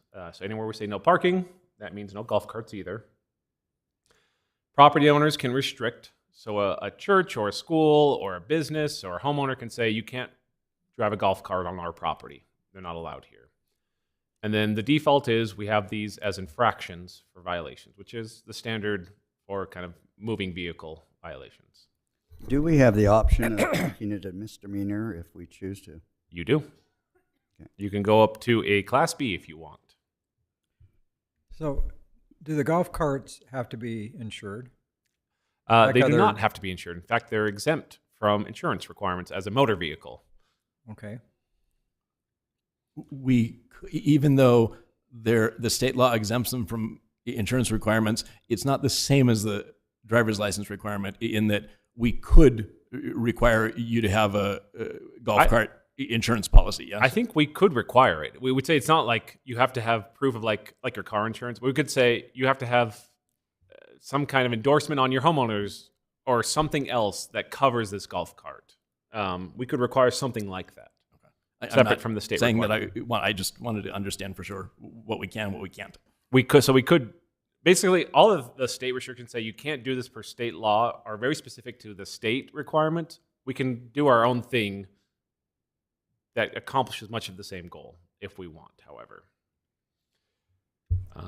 So questions for the council. I mean, obviously these beg the question of allow golf carts at all. That is the first question to address. If you're going to allow golf carts on streets over 25 miles an hour. Age of the golf cart driver, 16, 18. Should you allow them after dark? Should you require certain standards for the headlights and taillights if you're going to allow them after dark? Should you require golf carts to be essentially made street legal? So we have an ATV ordinance that says you can drive it on our streets if, and has a long list of things you have to do to your ATV to make it street legal. You could do the same thing for a golf cart. I'll say this as a practical matter, if you're going to do that for a golf cart, few people are probably going to do it, so you might as well just not allow golf carts. But you could allow that as an option. We could do stronger penalties, or different penalties for different violations, or any other kind of these restrictions we've talked about. So that's the extent of my presentation. I'm happy to answer any questions about state law or what we can do here. Can I ask a couple questions just to start with, because Ron's going to do his presentation and things. So we really can't, according to state law, allow the golf carts on the Alpine Highway, Timpanogos Highway, or North County, correct? No. So what about our collector roads, like Canal Boulevard, where people, certainly on my side, tend to speed 30, 40 miles an hour. Can we restrict those as we choose as a city? And 10-400, some of these others, but Highland Boulevard? Yes, and we can go about that in a lot of different ways. So what I've kind of just thrown into the ordinance now is if the speed limit of a street is over 25 miles an hour, no golf carts. That would still allow it on 9600 North, which is a collector road, but it's posted at 25. But it's restricted on the other ones. We could also go the route of saying we allow it on any city street, or we could say, and this is actually kind of what St. George did, is here are these specific streets you're allowed to drive on, and say from 6800 West to and give some coordinates, or you're allowed on Canal Boulevard. You could craft it any way you want, to be as specific or as general as you want. Okay, thank you. I'd like to thank you for all the work you put into this, and thank Chief William for his input and communication that we've had. It's all been very meaningful, But I'd like to start off by saying on the 25 mile per hour limitation, I think we just need to add a provision that we as a council, and we don't have to do it tonight, that we would carve out sections like you're talking about, 10-400 between X and Y. 9600 is already 25 miles an hour, so it's included. But Canal Boulevard probably isn't wise to have on there. Talking to the chief, it's just isn't safe for golf carts. But 10-400 certainly, I think we need to look at adding that. But so I'd like to draft this in such a way, if we can get it approved tonight, that we would look at that and literally go out like we did as a council and visit some of these roads and say, what's it going to be like? And the chief, I think, would be happy to join us for that and say, should we allow golf carts on this road, 10-400, for example? So that's one thing. I really appreciate all the work that you've put into this, and it looks fantastic. And I know that Brittany has some questions that you'd like to chime in on, I think. I did have some questions. So I am not in favor of carving out certain streets. When I was reading all of the comments from St. George and their ordinance, most of the negative comments are about carving out different streets and making it so confusing that people can't figure out where they can drive it and where they can't. So I wonder if it makes more sense to not carve out exceptions right now, see how this goes, and you could always do that later if you wanted. The challenge is going to be the 25 mile an hour streets are so limited that we're not really offering very much to the residents. To not be able to, we want them to get to our parks. We want them to get to churches. We want to be able to have some mobility. We've already got restrictions on the UDOT roads. Right.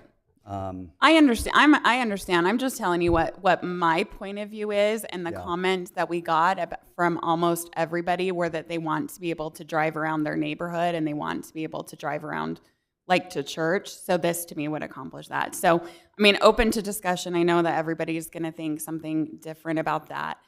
About the age of 16. Rob, did you say there's a way that you can do it? Because it says in the ordinance that you have to carry identification to establish your age. Like if you don't have a driver's license, like your school ID doesn't say how old you are. So I don't really want to have restrictions that we can't.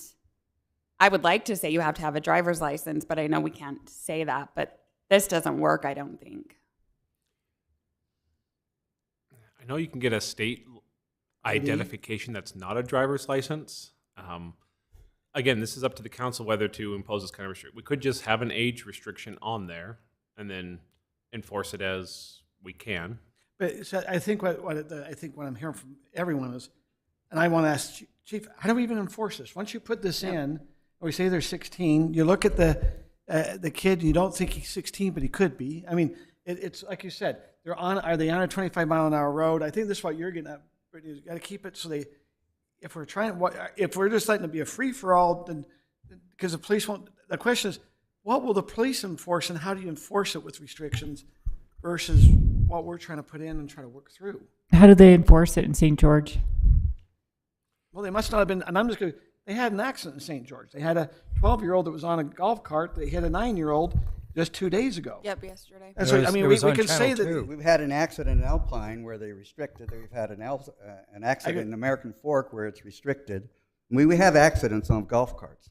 We have over 1,000 kids are killed every year in this country on bicycles. Correct. We can restrict and regulate so tight that we're taking away freedom and liberty. And I'm sorry, but I fought a war for liberty and for freedom. And to me, but you're this is assuming a that the liberty. golf carts are right. I'm not trying to. I think the reason why do residents want it? And I wrote down they want to be able to visit neighbors. They want to be able to get in the golf cart and visit neighbors. Now I don't have a golf cart and I go walk and visit my neighbors. I'm just going. They want to go to church. I had one that said they like to do it with a snowplow. They want to be able to go shopping. They want to be able to go to a park. They want to go to church. I hadn't heard anyone say they want to go to the golf course with it. which I thought was interesting. But I just, I know that my son, we have a golf cart, stop going to golf carts. But okay, I'm going, that's why we're here and they want it, is that they're trying to do some connectivity. You know, and then the concerns we heard, and this is the concerns I guess not heard, this is what I've seen about golf carts. And I saw this just this last week. They're riding on our sidewalk. They're coming right out of Ridgeview down the Murdoch Trail on it. I've seen them riding on our city center trail. They don't stop at a stop sign. I've seen them going down 10-400, and they just keep going and turn right around. The cars have to stop, but they just keep going, which they said that's an ordinance that, you know, bicycle doesn't have to, so the golf cart. They sit on parents' laps. I've seen kids on parents' laps. We talk about we want to make sure they have seating capacity, but the parents have them sitting on their laps. Now, they do in their cars, too. This is stuff we see in the cars, too. You've seen all that, and it's not allowed. I agree. So but the what are police, we protecting? But the police, if they see that, this is where they've seen that and said, okay, we see you have a child on your lap, or we see these things that they're not, and so they've been enforced. That comes back to my question. What regulations, Chief, can we put in that are enforceable, or are we just talking about feel-goods here that really we're not going to be able to enforce? Like the age situation, the seat capacity, the 25 miles an hour on, you know, the streets on 20. What restrictions are we trying to put in that really the police will be able to do anything with versus not having anything, just let it happen? May I jump in for just a quick moment and interrupt you? Do we anticipate a closed session this evening? No. I move to extend the meeting to 10 o'clock, judging by the rest of our agenda. Let me ask you, is the ordinance moved to 9 o'clock now that we've started at 6? How'd that happen? You passed that resolution a few weeks Oh, that's ago. going to end by 9. Okay, so he has a motion because we're now at 8:55. Doug makes a motion to go till 10. I'm going to vote nay because I don't want to talk about the golf carts. So do I have a second? And we're going to have to go to vote. I guess. I'll second it. Okay, that goes to 10 o'clock. Okay, we're going to have to, I guess, go through a vote here. Brittany, yes or no? Yes. Okay, Scott? No. Doug? Yes. Kim? Yes. And Ron? Yes. And we're now to 10. Okay. Okay, coming Highly back to, disappointed in that vote. I get it. We could be done. Okay, my question is, help us how the police would see this. You said you support the ordinance as is. Do you think this is being enforceable, or is it just, hey, I'm working with the council, they want to pass something. How do you guys going to enforce this? So there are things that are enforceable that are obvious.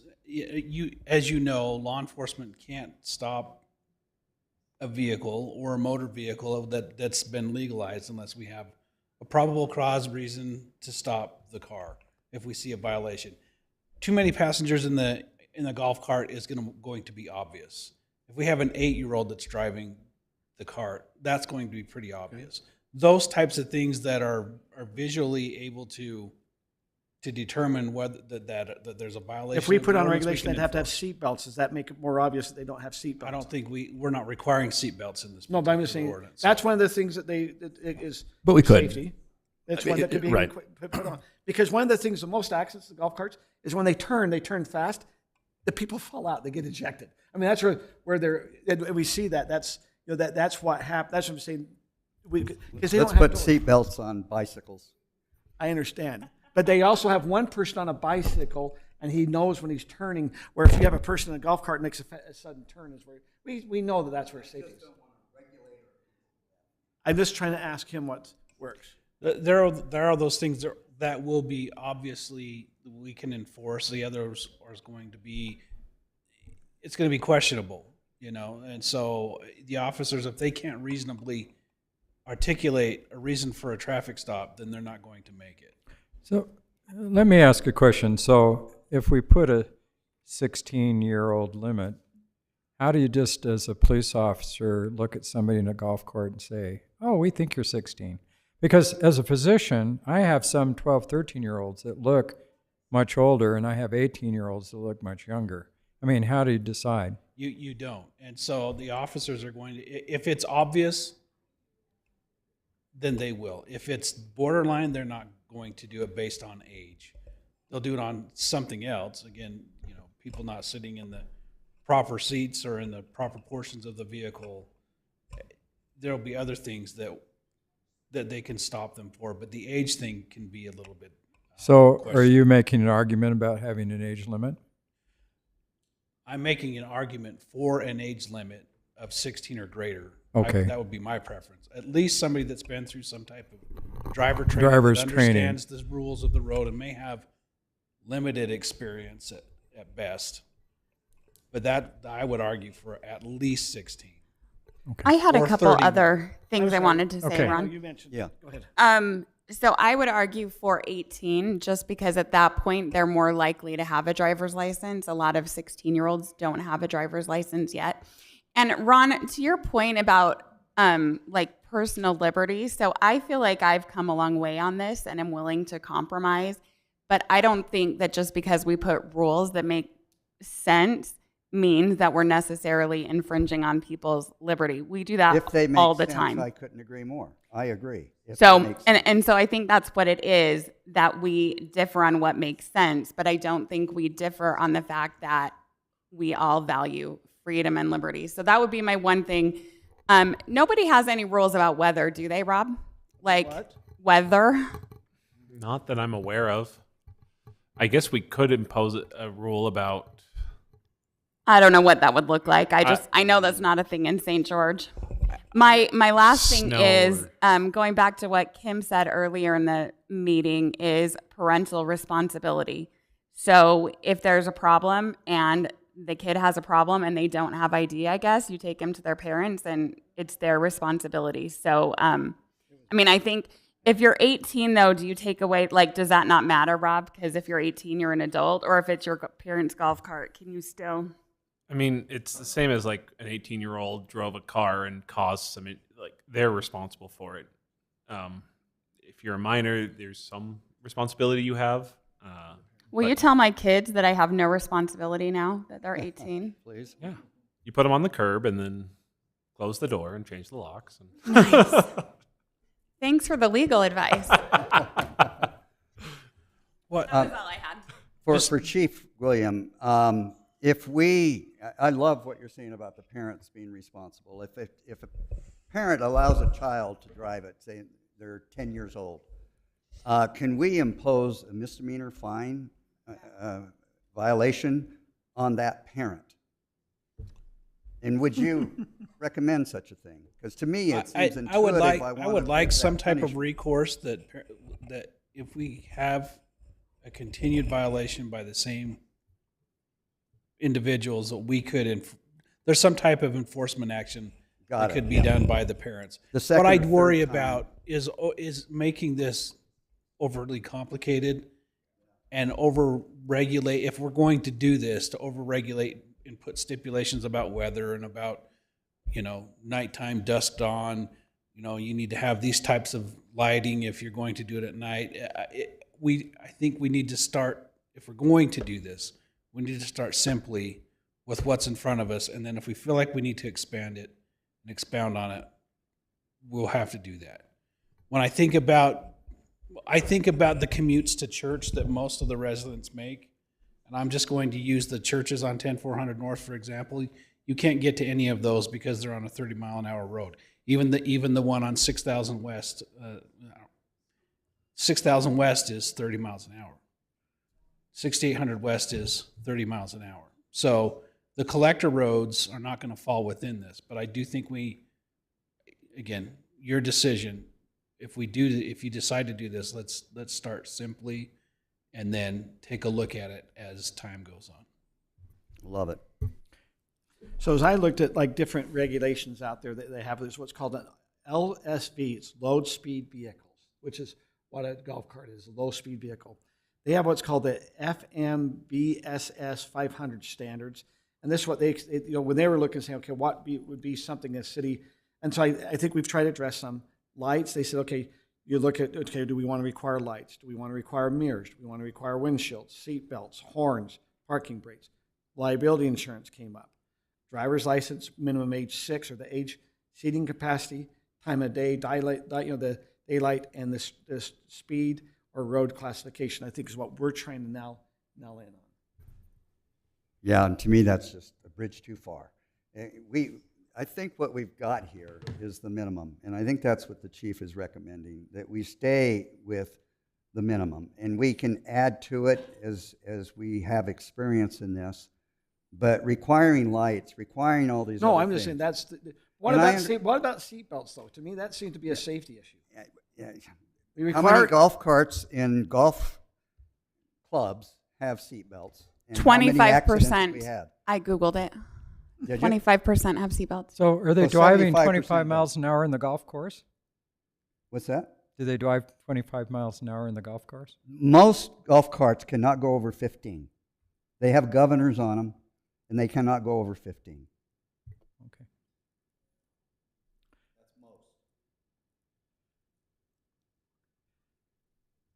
Okay, so let's kind of focus back in on the questions for the council. I think you've heard from the chief, allowing golf carts on 25 miles an hour.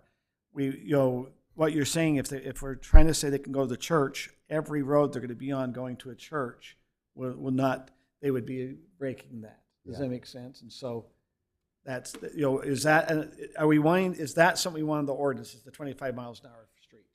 So my concern is this, and as a physician, it's safety. And I know Ron's making the argument, well, they're safer than bicycles, I guess, and that's probably true.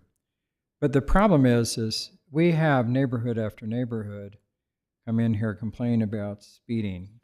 So no one follows the 25 mile per hour. So I know on Canal Boulevard, we're going to talk more about this, on my section of Canal Boulevard, people are averaging 40 miles an hour. So I just think we've got to be really careful because they're going to be competing at a lower rate with cars that are going 25 plus and maybe 30.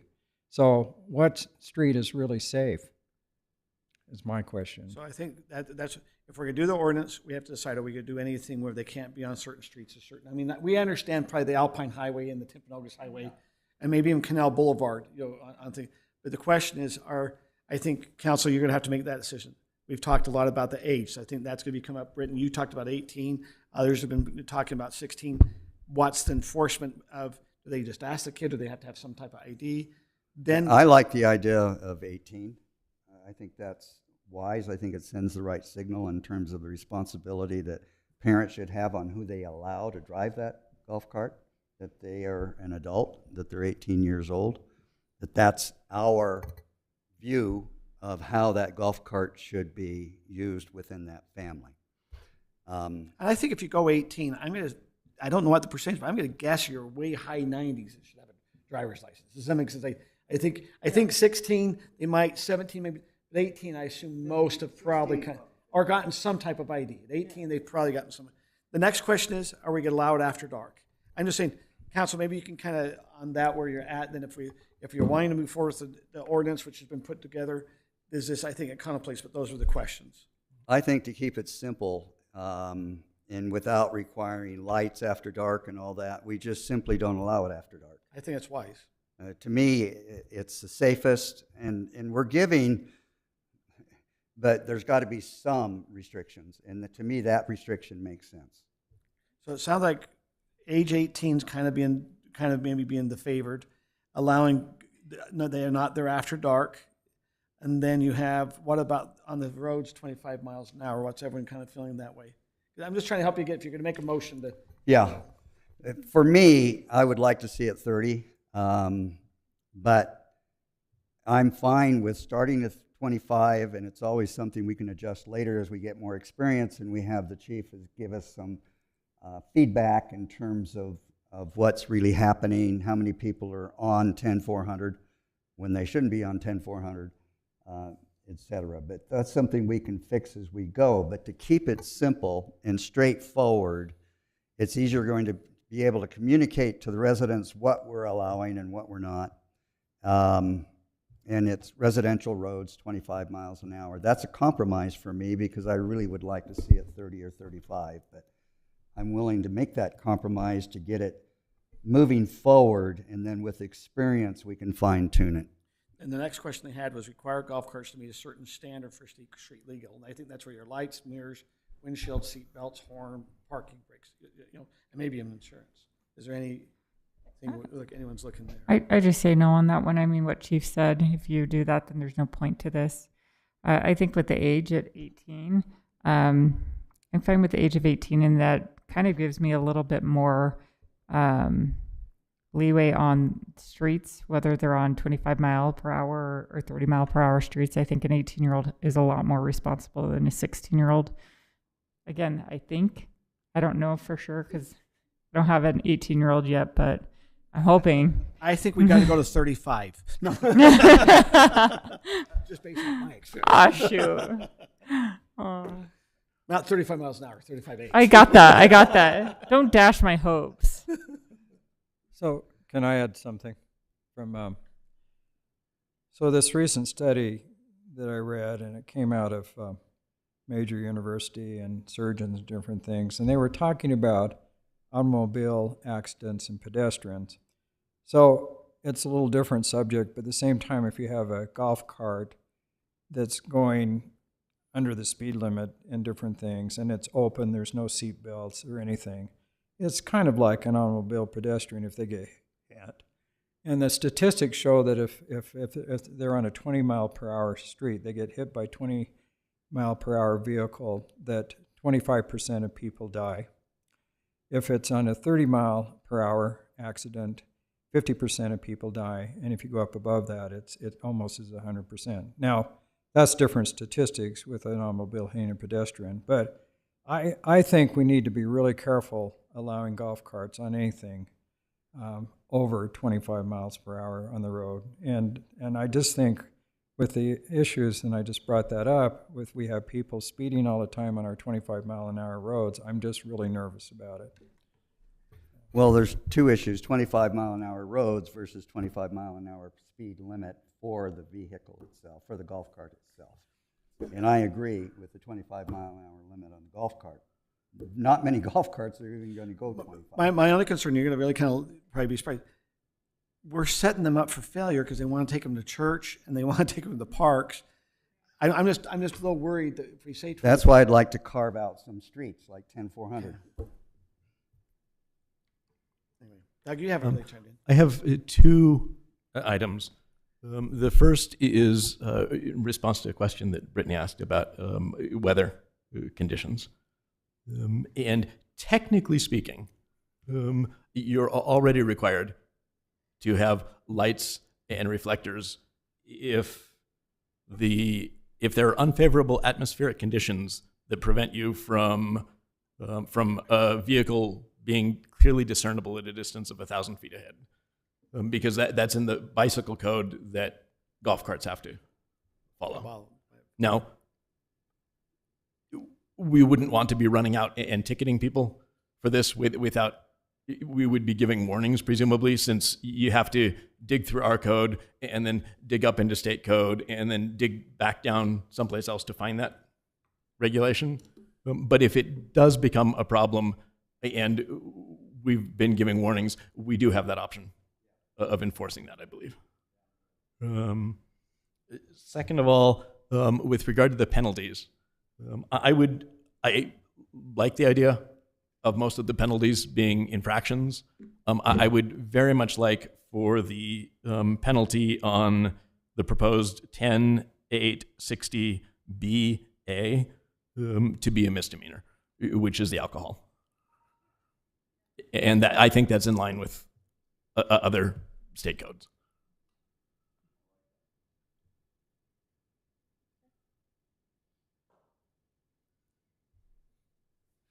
Okay, so I don't know if we're getting close.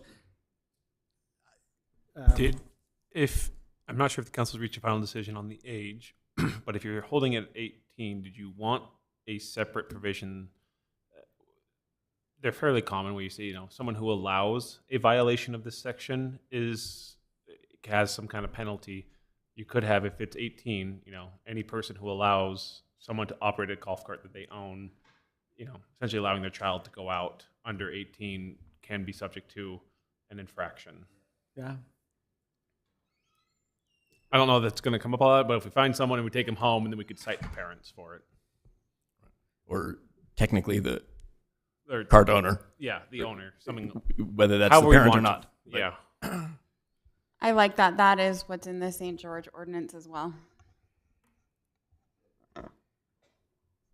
The one thing that we don't have, and I understand the seatbelts, to me that just, on the safety issue, because I just keep seeing, I guess on a golf course, that's where you see they do make more erratic things, and I've seen people falling off. So it's nervous if they're on a road and they do make a sudden move. That's why I kind of favor a little bit of a thing. I recognize that there's a lot of them don't have them, so that's something they'd have to add.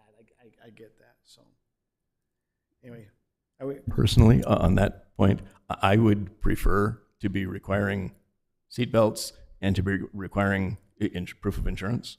But I think that if we do those things, we might as well not pass the ordinance. Me too. So have we hammered everything out except what are we on the streets?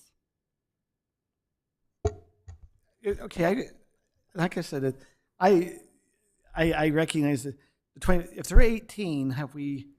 Kim, you brought up a good thing. If they're 18, does the street speed, other than major collectors, is that the 25?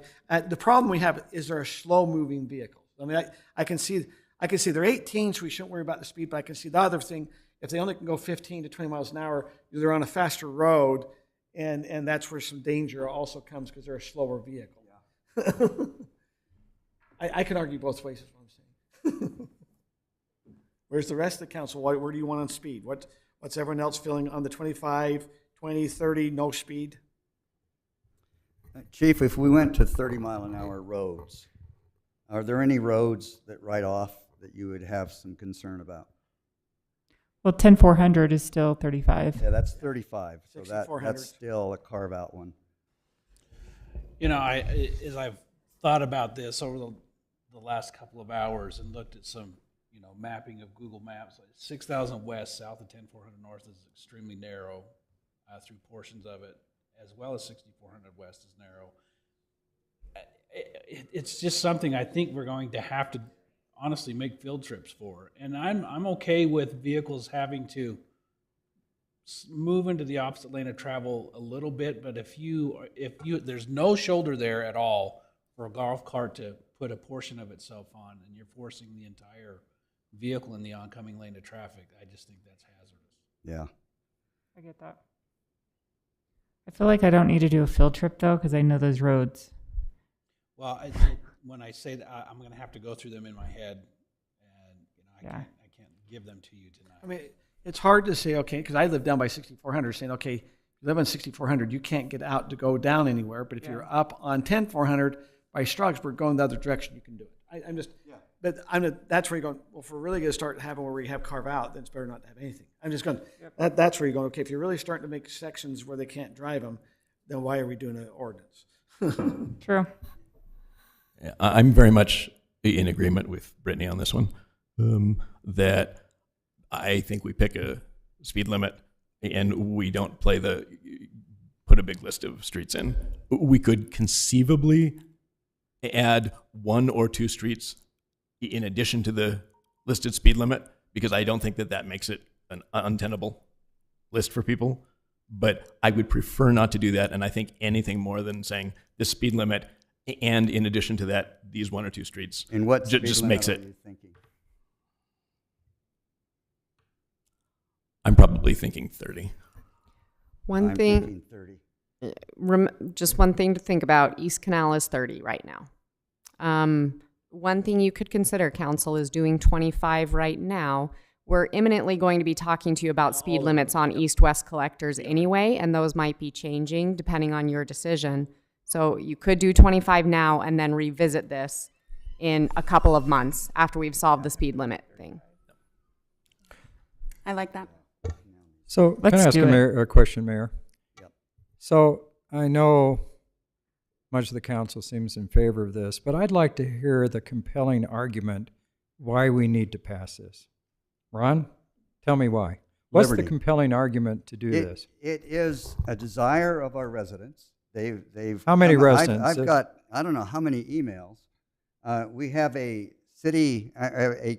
county commissioner who's weighed in on this and talked about liberty and talked about the freedom that we took a pledge to that flag that had liberty in it. We are going to stand for liberty.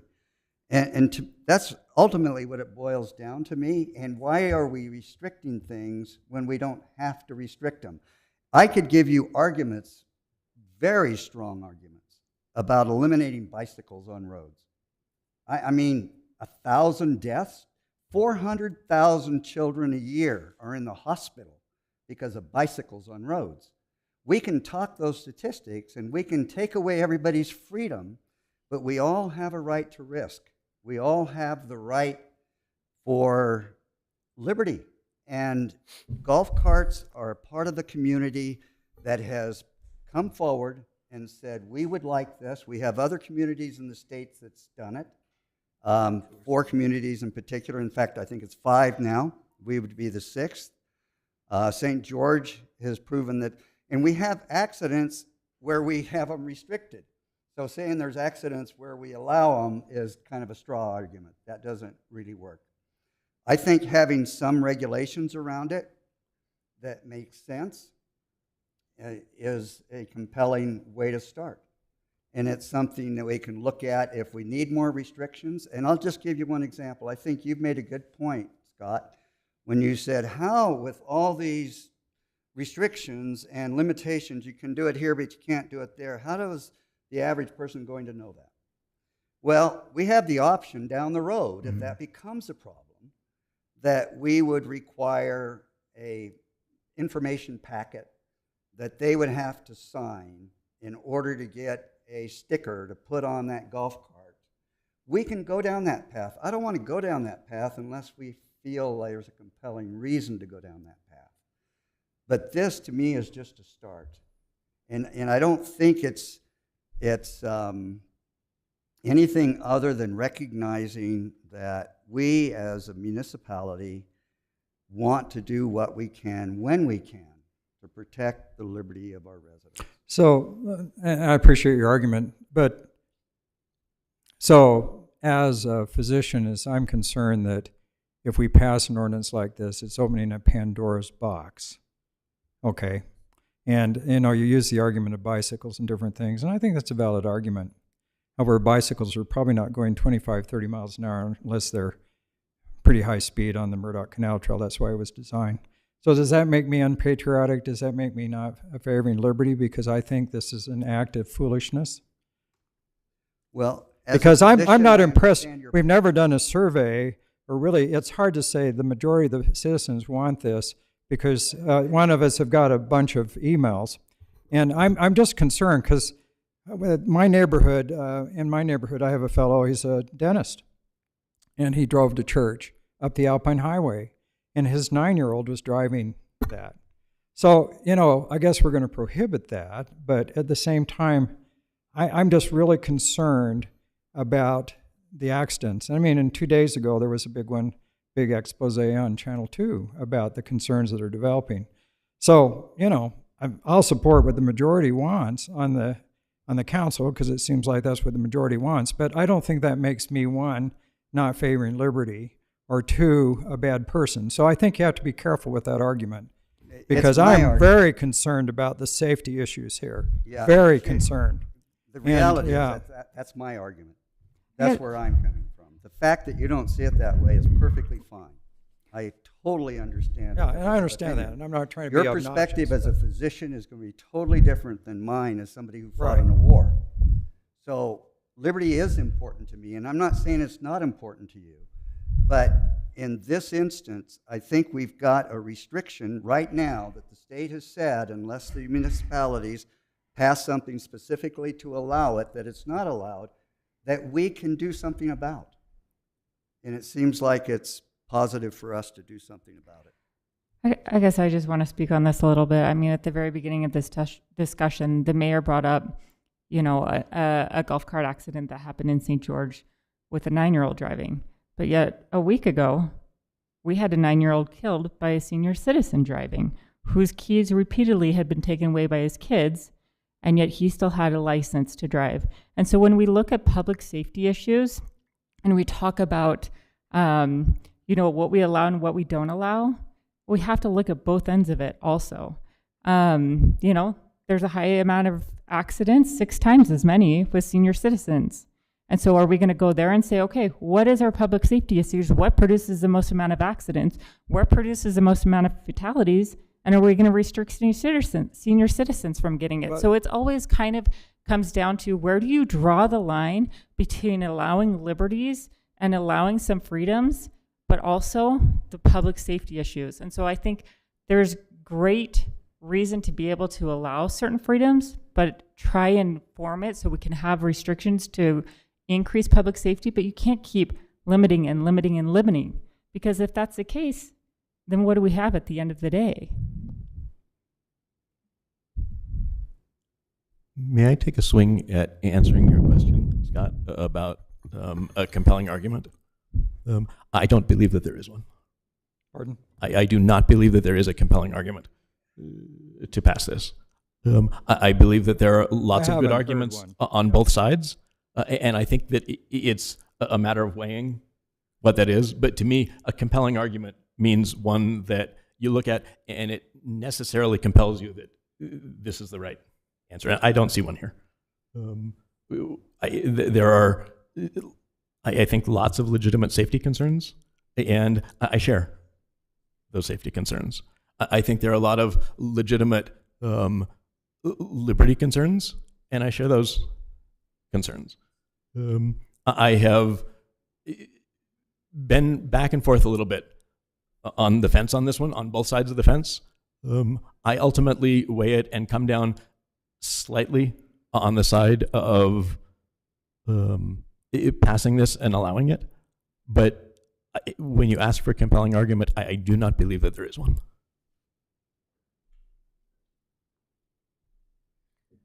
So with that, I'm just going to, it appears there's 3 council members or more that might be in favor of trying to do something with the golf cart. So let's kind of start crafting an ordinance to get put together. And I think what I think I've kind of heard and is to adopt the ordinance restricting allowed streets to those with a 25-mile-an-hour speed limit, requiring drivers to be 18 years old,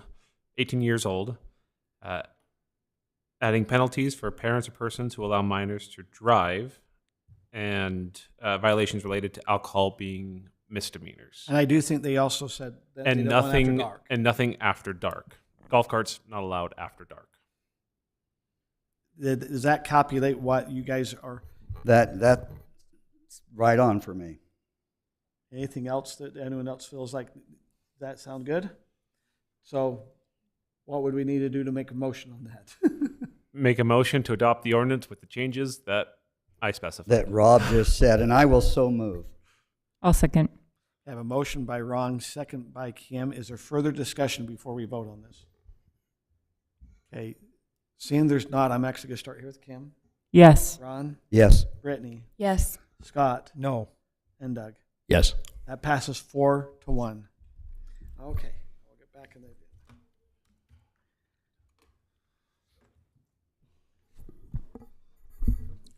Okay. Our next item is, sorry, just getting back. We're going to now go on to item number H, which is an action item for the playground vendor selection, and that will be Jay that will be doing that one. Okay. Thank you, Mayor and Council.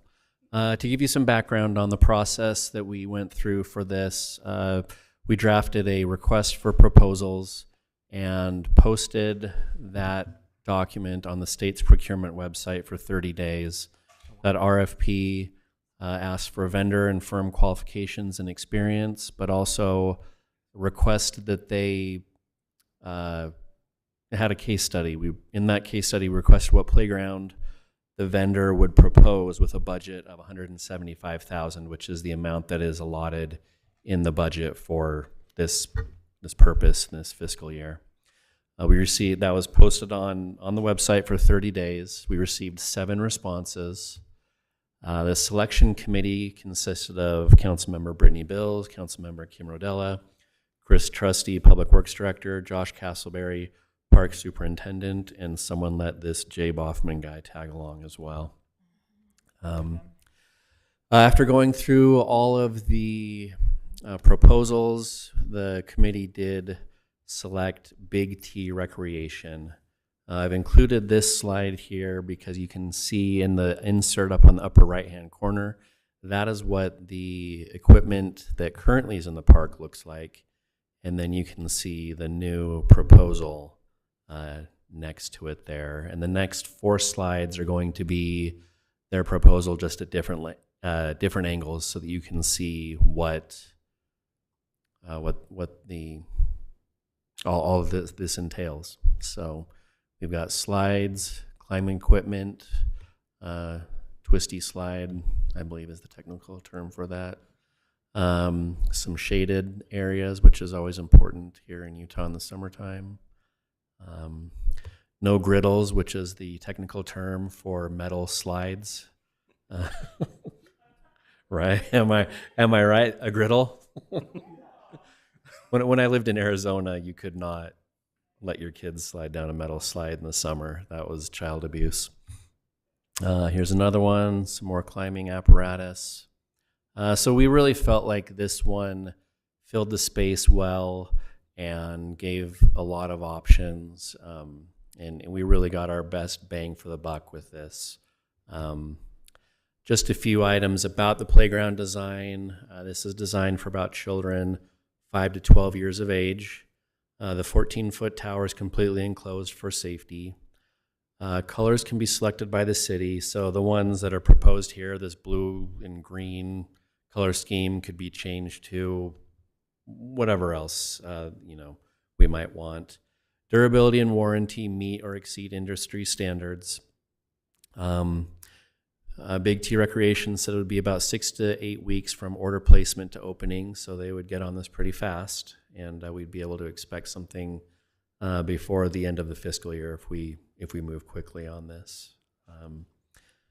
And then the city has worked with Big T before, so we know the reputation for being great partners to work with.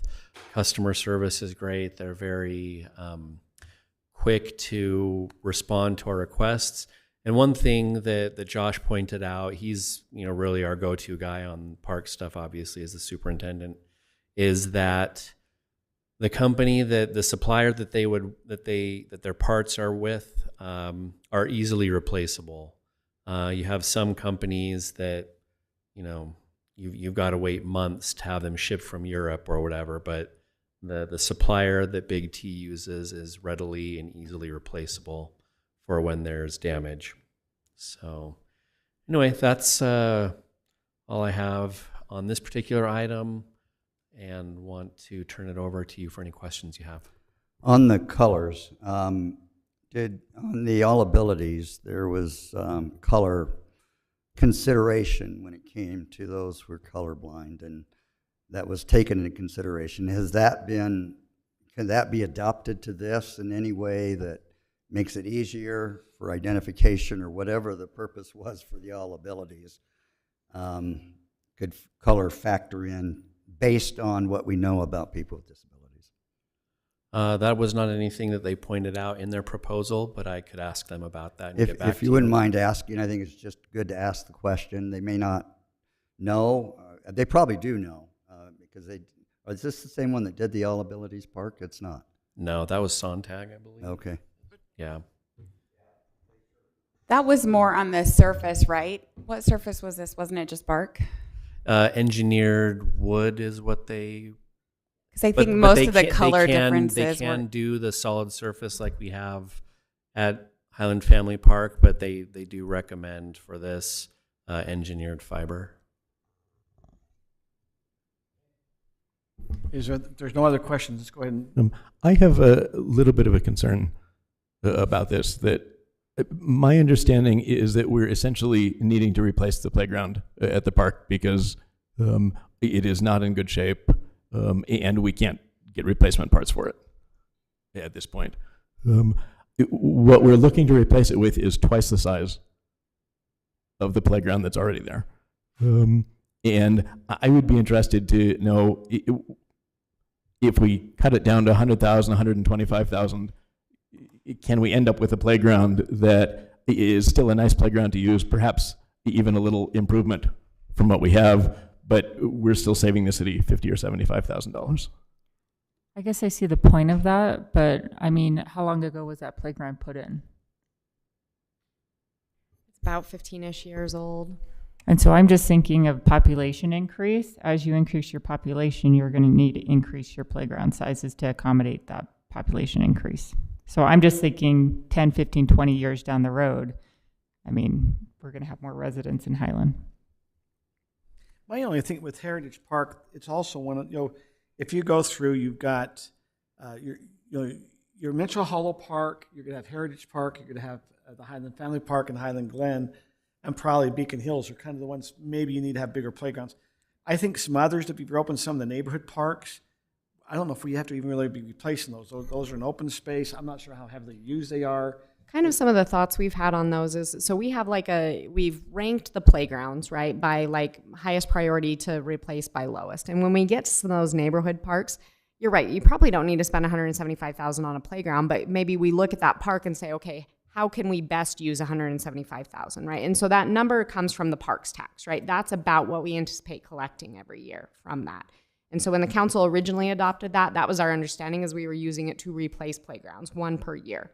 But it doesn't mean all of that money has to go there in the future if you want to do less in a park, or if you want to completely change what we do with the parks tax money. That's just kind of been the last direction staff felt like we got there.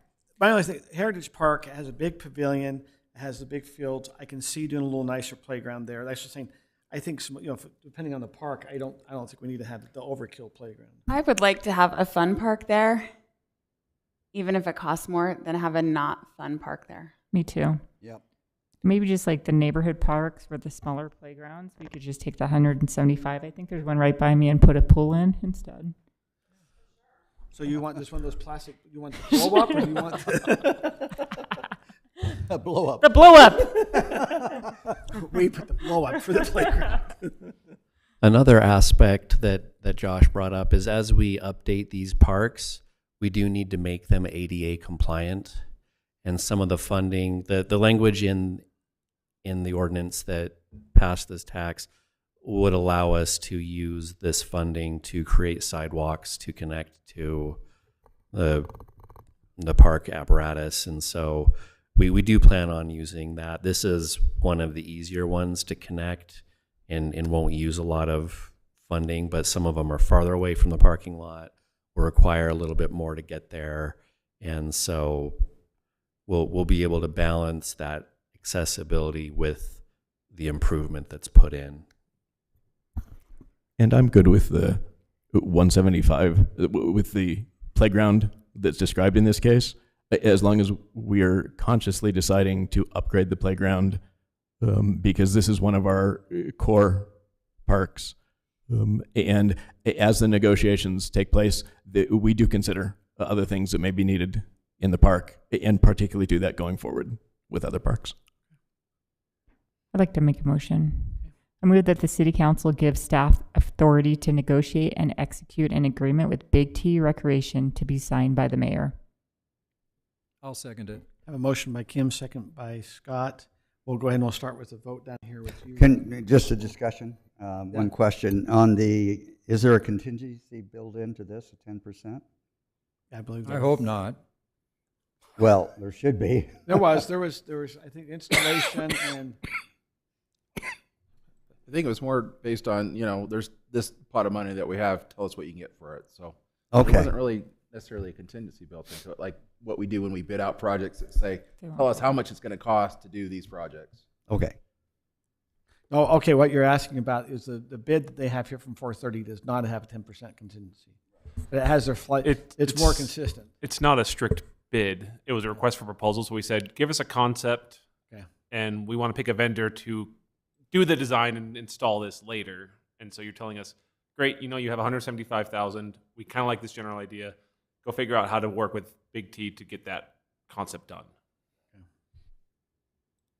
Okay, I believe we had a motion by Kim, second by Scott. Is there any other discussion? Okay, we'll go ahead and we'll start here with you, Ron. Yes. Brittany? Scott? Yes. Doug? Yes. And Kim?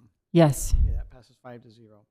Fun note, the playground was established in 2003, so 22 years ago. Wow. I thought they did replace it at one time. So, okay, we'll now move on to these are expedited items. We do have on here 2 expedited items. 4A, we have the 2025 road maintenance package, which we'll have Chris Trusty go through. And I was happy to see on this package 6800 West on it.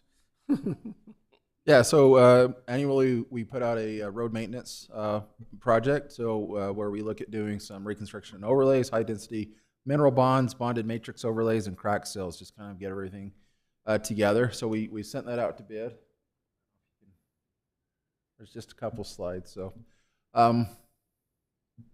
So this includes crack sealing to Kilcore Contracting in an amount up to $29,382.06. Reconstruction and overlay to Black Forest in the amount of $819,566. And then the high density mineral bond and bonded matrix overlay would be awarded to Holbrook Asphalt in an amount up to $268,301.46. Usually when we do this, we do it in different schedules. We know that the reconstruction overlay is usually bid by multiple contractors.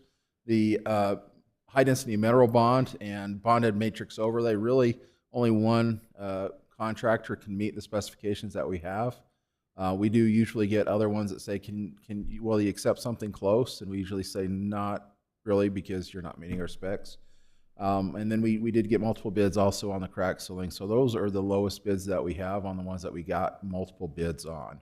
So I have a question. You brought up that we only can use one Holbrook asphalts because they have a very specific. Is there a reason we have not allowed, I understand our specs of this, is there a reason we don't change our specs so we can get more competitive bidding? We have tried to track the other alternative methods, and we haven't been very happy with it. And as we've talked with other communities, they haven't been as happy with it as nobody's really been fully happy. This product just is kind of like the best product that we've seen out there that kind of meets what we're trying to accomplish with the roads. On Holbrook, when they did Country Club Drive and Highland Circle in Panorama, they did not blow out the seeds from the cracks. They blew it out to get the sand and gravel out, but they did not blow it out to get the seeds that were deeply seated in there. And just 2 days ago, a neighbor came over, knocked on my door, and said, I want to show you something, and there's plants growing up through the cracks, and that was 1 year ago.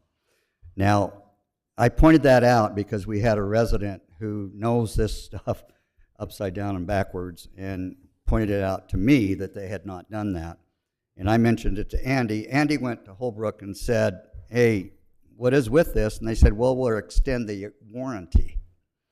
In the future, we want them to do it. And we just need to make sure that they understand that they need to blow that out. The seeds will grow up through. I put 2 inches of asphalt, the very first driveway I put in, and the very next day I had dandelions popped up through it. Literally the next day, because the heat, they grew up because I didn't kill everything underneath it. So anyway, blowing those cracks out before they do the seal in there, the crack seals, is very, very critical. Yeah, absolutely. I couldn't agree more. I'll make a motion. I move that City Council approve awarding the 2025 roads project to the following contractors: Crack Seal Kilgore Contracting in the amount up to $29,382.06. Reconstruction and overlay Black Forest in an amount up to $819,566. High density mineral bond and bonded matrix overlay Holbrook Asphalt in an amount up to $268,301.46, and authorize the city administrator to sign the contract documents. I'll second it. A second by Scott. We'll start with Brittany. Yes. Scott. Yes. Doug. Yes. Kim. Yes. Ron. Yes. 5-0. Now we're on to our 4B, which is an action waste management contract J. And we are now within about 17, 18 minutes of 10 o'clock. Okay. All right, very quickly, our original 5-year contract with Waste Management is ending June 30th of this year. At this point, we are on a year-to-year contract basis with them under the same terms if we choose to do so.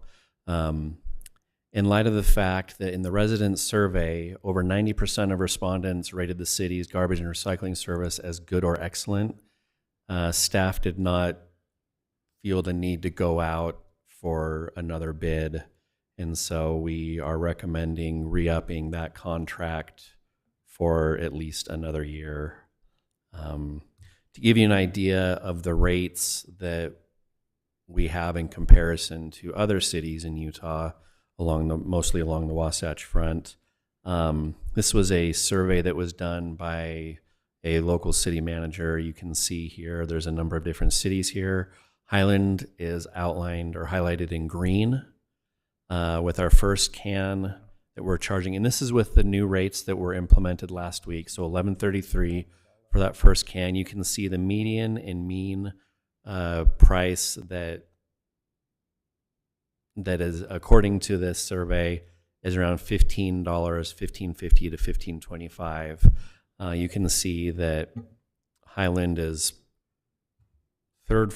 I mean, there's a city there that's 6,000 that doesn't even have a name, and we didn't get any information for Willard. So you take out those two odd outliers, and we're, at the bottom or second from the bottom. So you can see that our rates are very competitive. We've discussed already tonight. We are charging one cent per can per month, where we are really just covering our costs.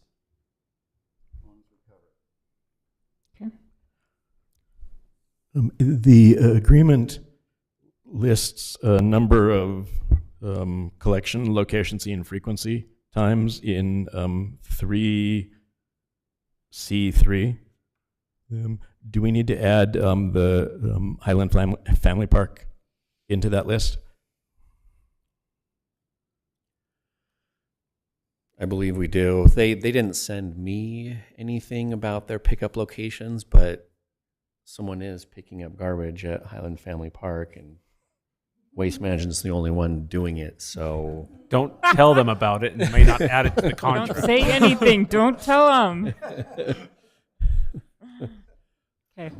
I think that right now we are picking up garbage at Highland Family Park because we don't have a dumpster and a.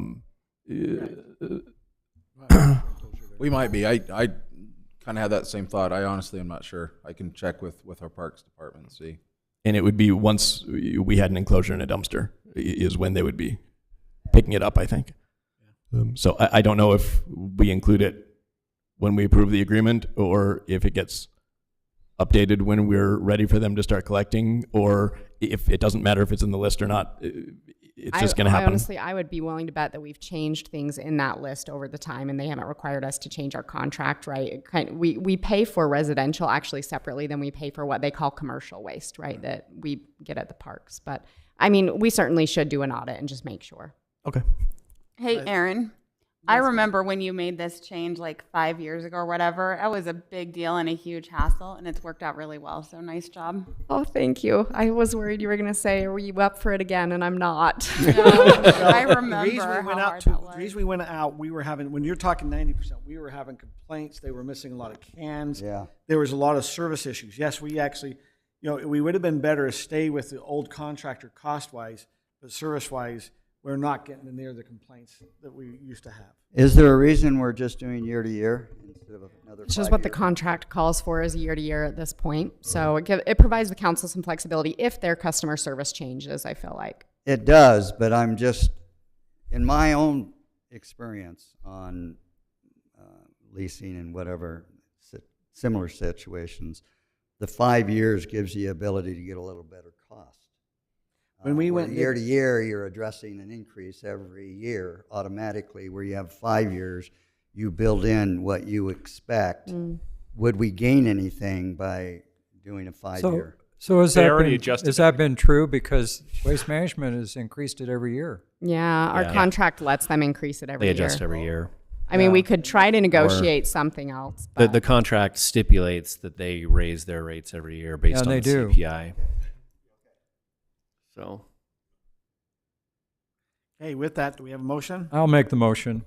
I move that the Highland City Council renew the solid waste service agreement with Waste Management for a period of 1 year to begin services on July 1st, 2025 through June 30th, 2026. I'll second. Motion by Scott, and now second by Kim. Okay, we'll start. I believe, is it Scott? I think we Yes. Doug. Yes. Kim? Yes. Ron? Yes. Yes. Passes 5-0. We'll now move on to the next item, which is item number 5 is none. We don't have anything that is down there for item 5. We will now go into our communications. We have about 12 minutes. First item is repealing the established time and duration, which is what we're worried about now coming into 10. That's you, Doug. I will make this quick. That we currently have a resolution that says when meetings end unless we extend them. There is some not large but non-zero risk to the city in having that in place if we take a meaningful vote after that deadline without having extended the meeting. And we routinely ignore it, either extending it or just completely ignoring the fact that we're blowing past the time. So I would like to repeal that resolution and just want to see if there is support to do so, in which case we can move forward with bringing it as an action item. Okay, Doug, can I ask you, tell me the compelling argument. Yeah. Go for it, Doug. Yeah.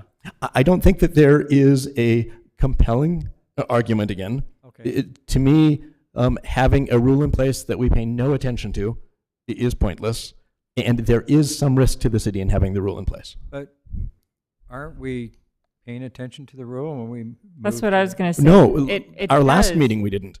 Our last meeting we extended it, and then we had a closed session that continued for another hour past when we extended the meeting. We routinely don't extend the meeting until 5 or 10 minutes after we have already passed the deadline.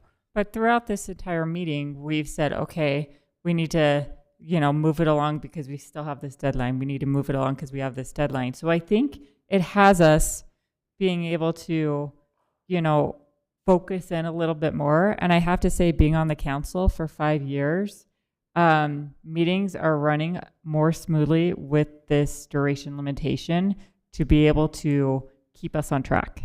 There has to be something in place to keep us on track, or there have been many late night meetings where people are not able to attend and have the transparency they need to be able to be there for their agenda items. So I think even the public knowing that there is a limitation of how long the meeting ends or goes till, it gives them some more transparency to be able to be there to listen to items that they want on that agenda.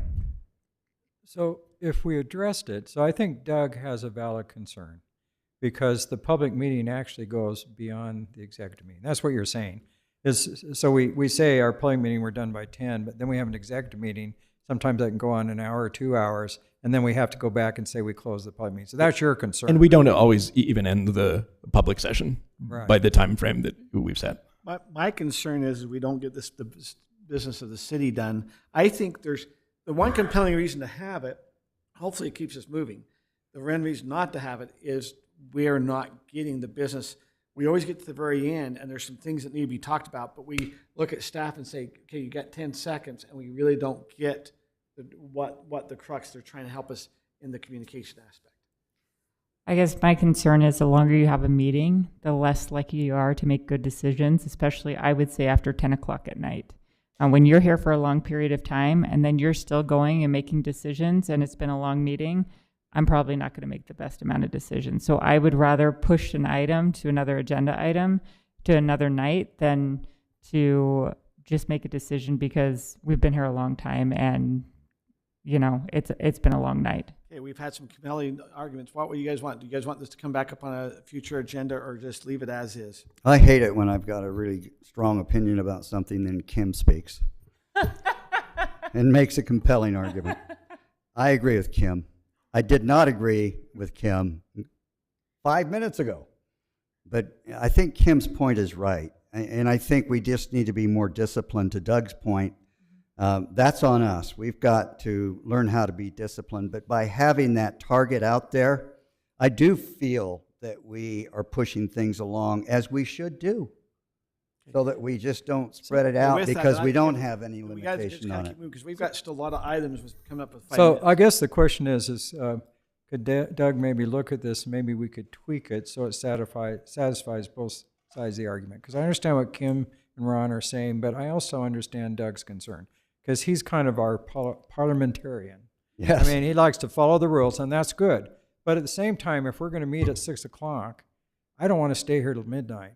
I agree. Because I had to rearrange my life to get here at 6. And so I'm hoping I get home a little sooner. I agree. Hey, On Doug's point, I do believe when we go into a closed session that we should not put a time limit on that closed session. I agree. But we can continue to put a time limit on this session. I agree. Two things. First of all, we have a time limit on our closed session already because the resolution includes one. And second of all, I'm perfectly okay with keeping it in place as long as we're committed to actually pay attention to it and follow it. My concern is that when we don't follow it, we run the risk of voting on something when someone can come back and say, you didn't have any legal right to vote on it. And So are we going off that clock there? Take the battery out. No. Okay. We could amend the resolution. We carved out an exception in the newer version for when we plan to have a meeting that goes past 9, like we have a work session or something that starts and goes later. We could add an exception for work sessions and the portion of the open meeting that immediately follows a closed meeting, so long as no business is taken, it's just to adjourn the meeting, something like that. Yep. Okay. So I can bring that back. That's a very small tweak to that. I think that's good. While we're tweaking, one of the things that it requires is if 2 of you vote no, the meeting's done, right? And that's kind of part of what happened last meeting. Do you want to, or am I misunderstanding? I believe we changed it to a fixed majority. We fixed that one. Oh, did we fix that now? one? So it applies now going forward. Well, so if one person votes no, we can still go, but if 2 vote no, the meeting's over? No, that was Okay. as of May. We fixed it. We fixed it. Okay, then with that, I believe we're going to have something come back about closed sessions. Okay, now let's go on to number 6B, noise ordinance, Rob. Very quick. I just got a complaint from a resident, and I've actually talked with some other Texas Instruments about what they're doing over there, especially about work on Sundays. So just by your information, our daytime hours are 7 to 10, and we have an exception in our noise ordinance for construction, more or less. So that means people can work, and we don't allow businesses to work, but we don't, if it's not a Highland contractor, they can work on Sunday, and they'll start at 7 o'clock. This is happening in Ridgeview. So they'll go 7 to 10, and I had a resident who was very upset about this. So I thought I'd bring it to the council. When I drafted this ordinance many years ago, and I was kind of told to keep it general and simple, it doesn't address a lot of things that noise ordinances do. So it's kind of just a check-in about, do we want to make any changes to this, or are you fine how it's currently operating? I'm fine. So the argument was, is they're saying, why are they doing construction and all these things on Sunday? Correct. So it's kind of a Sunday issue. It was kind of a Sunday issue, and kind of like, can we at least like do like don't start work on maybe Sundays before noon or something like that? I said I can't tell them to do that because our noise ordinance doesn't restrict it, but I can talk to the council. I just heard from 2 councils saying they're fine. You made one comment. Are you saying if you're a Highland contractor, they can't do it on Sunday, but if they're an Orem contractor, they can? Correct. Okay, that is kind of a double standard there. So if you live in Highland, you can't do it, but if you live in Orem, you can.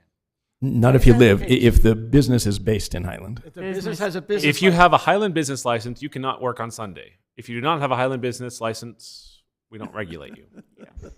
That's silly. So we could also kind of close that. I know the building community, they like to get things done, so they will often have crews that I was talking with our building official when he used to do construction, and he said they will often, a lot of cities have a 7 o'clock start time. They will put all their stuff out and start working at 6 without doing any heavy machinery, so that exactly at 7 o'clock they can start because they want to build when it's not hot and get as much done as they can. And Makes they want sense. to work sometimes 24/7. Makes So sense. it's just a policy choice of what the council wants to do for Highland. Unless staff thinks that there's a need from a city standpoint to update the ordinance, I'm okay with it as it is also. I don't know if you have, we haven't had a lot of complaints. I understand the one gentleman complaining, but. Yeah.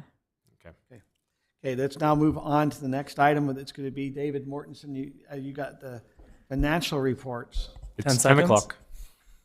So what? 10 seconds, right? 10 o'clock. I'm sorry, guys. Do we have anything else that we need to cover that we need to extend? So it just depends on if you want to hear these things in person or if you want to get an email, because we can email you the presentation for the next 2 items easily. But We do need to get an update at some time, could be in an email about the East West Collector and data. We kept telling residents we're going to do it in April, and here we are in May. I'm just saying, we do need to, at some time, school district, there's nothing, so there's nothing there. I love the email on it. Sometimes when it is written and in email, then it's easier for me to analyze. Okay, so I think everything's email. Is there anything else that's there? Is this city or a contractor? Okay, with that, we are now ready to adjourn our meeting. If I'll take a motion for that. Motion to adjourn. What's the And a matter, motion Stephanie? by Hold on Kim. 1 second. What? I'm sorry, I was under the impression we were doing the financial report. Is that not true? No, we're emailing both. It was Okay. emailed out to the Great. council before the meeting. Okay, I got a motion by Thank Kim, you. second by Ron.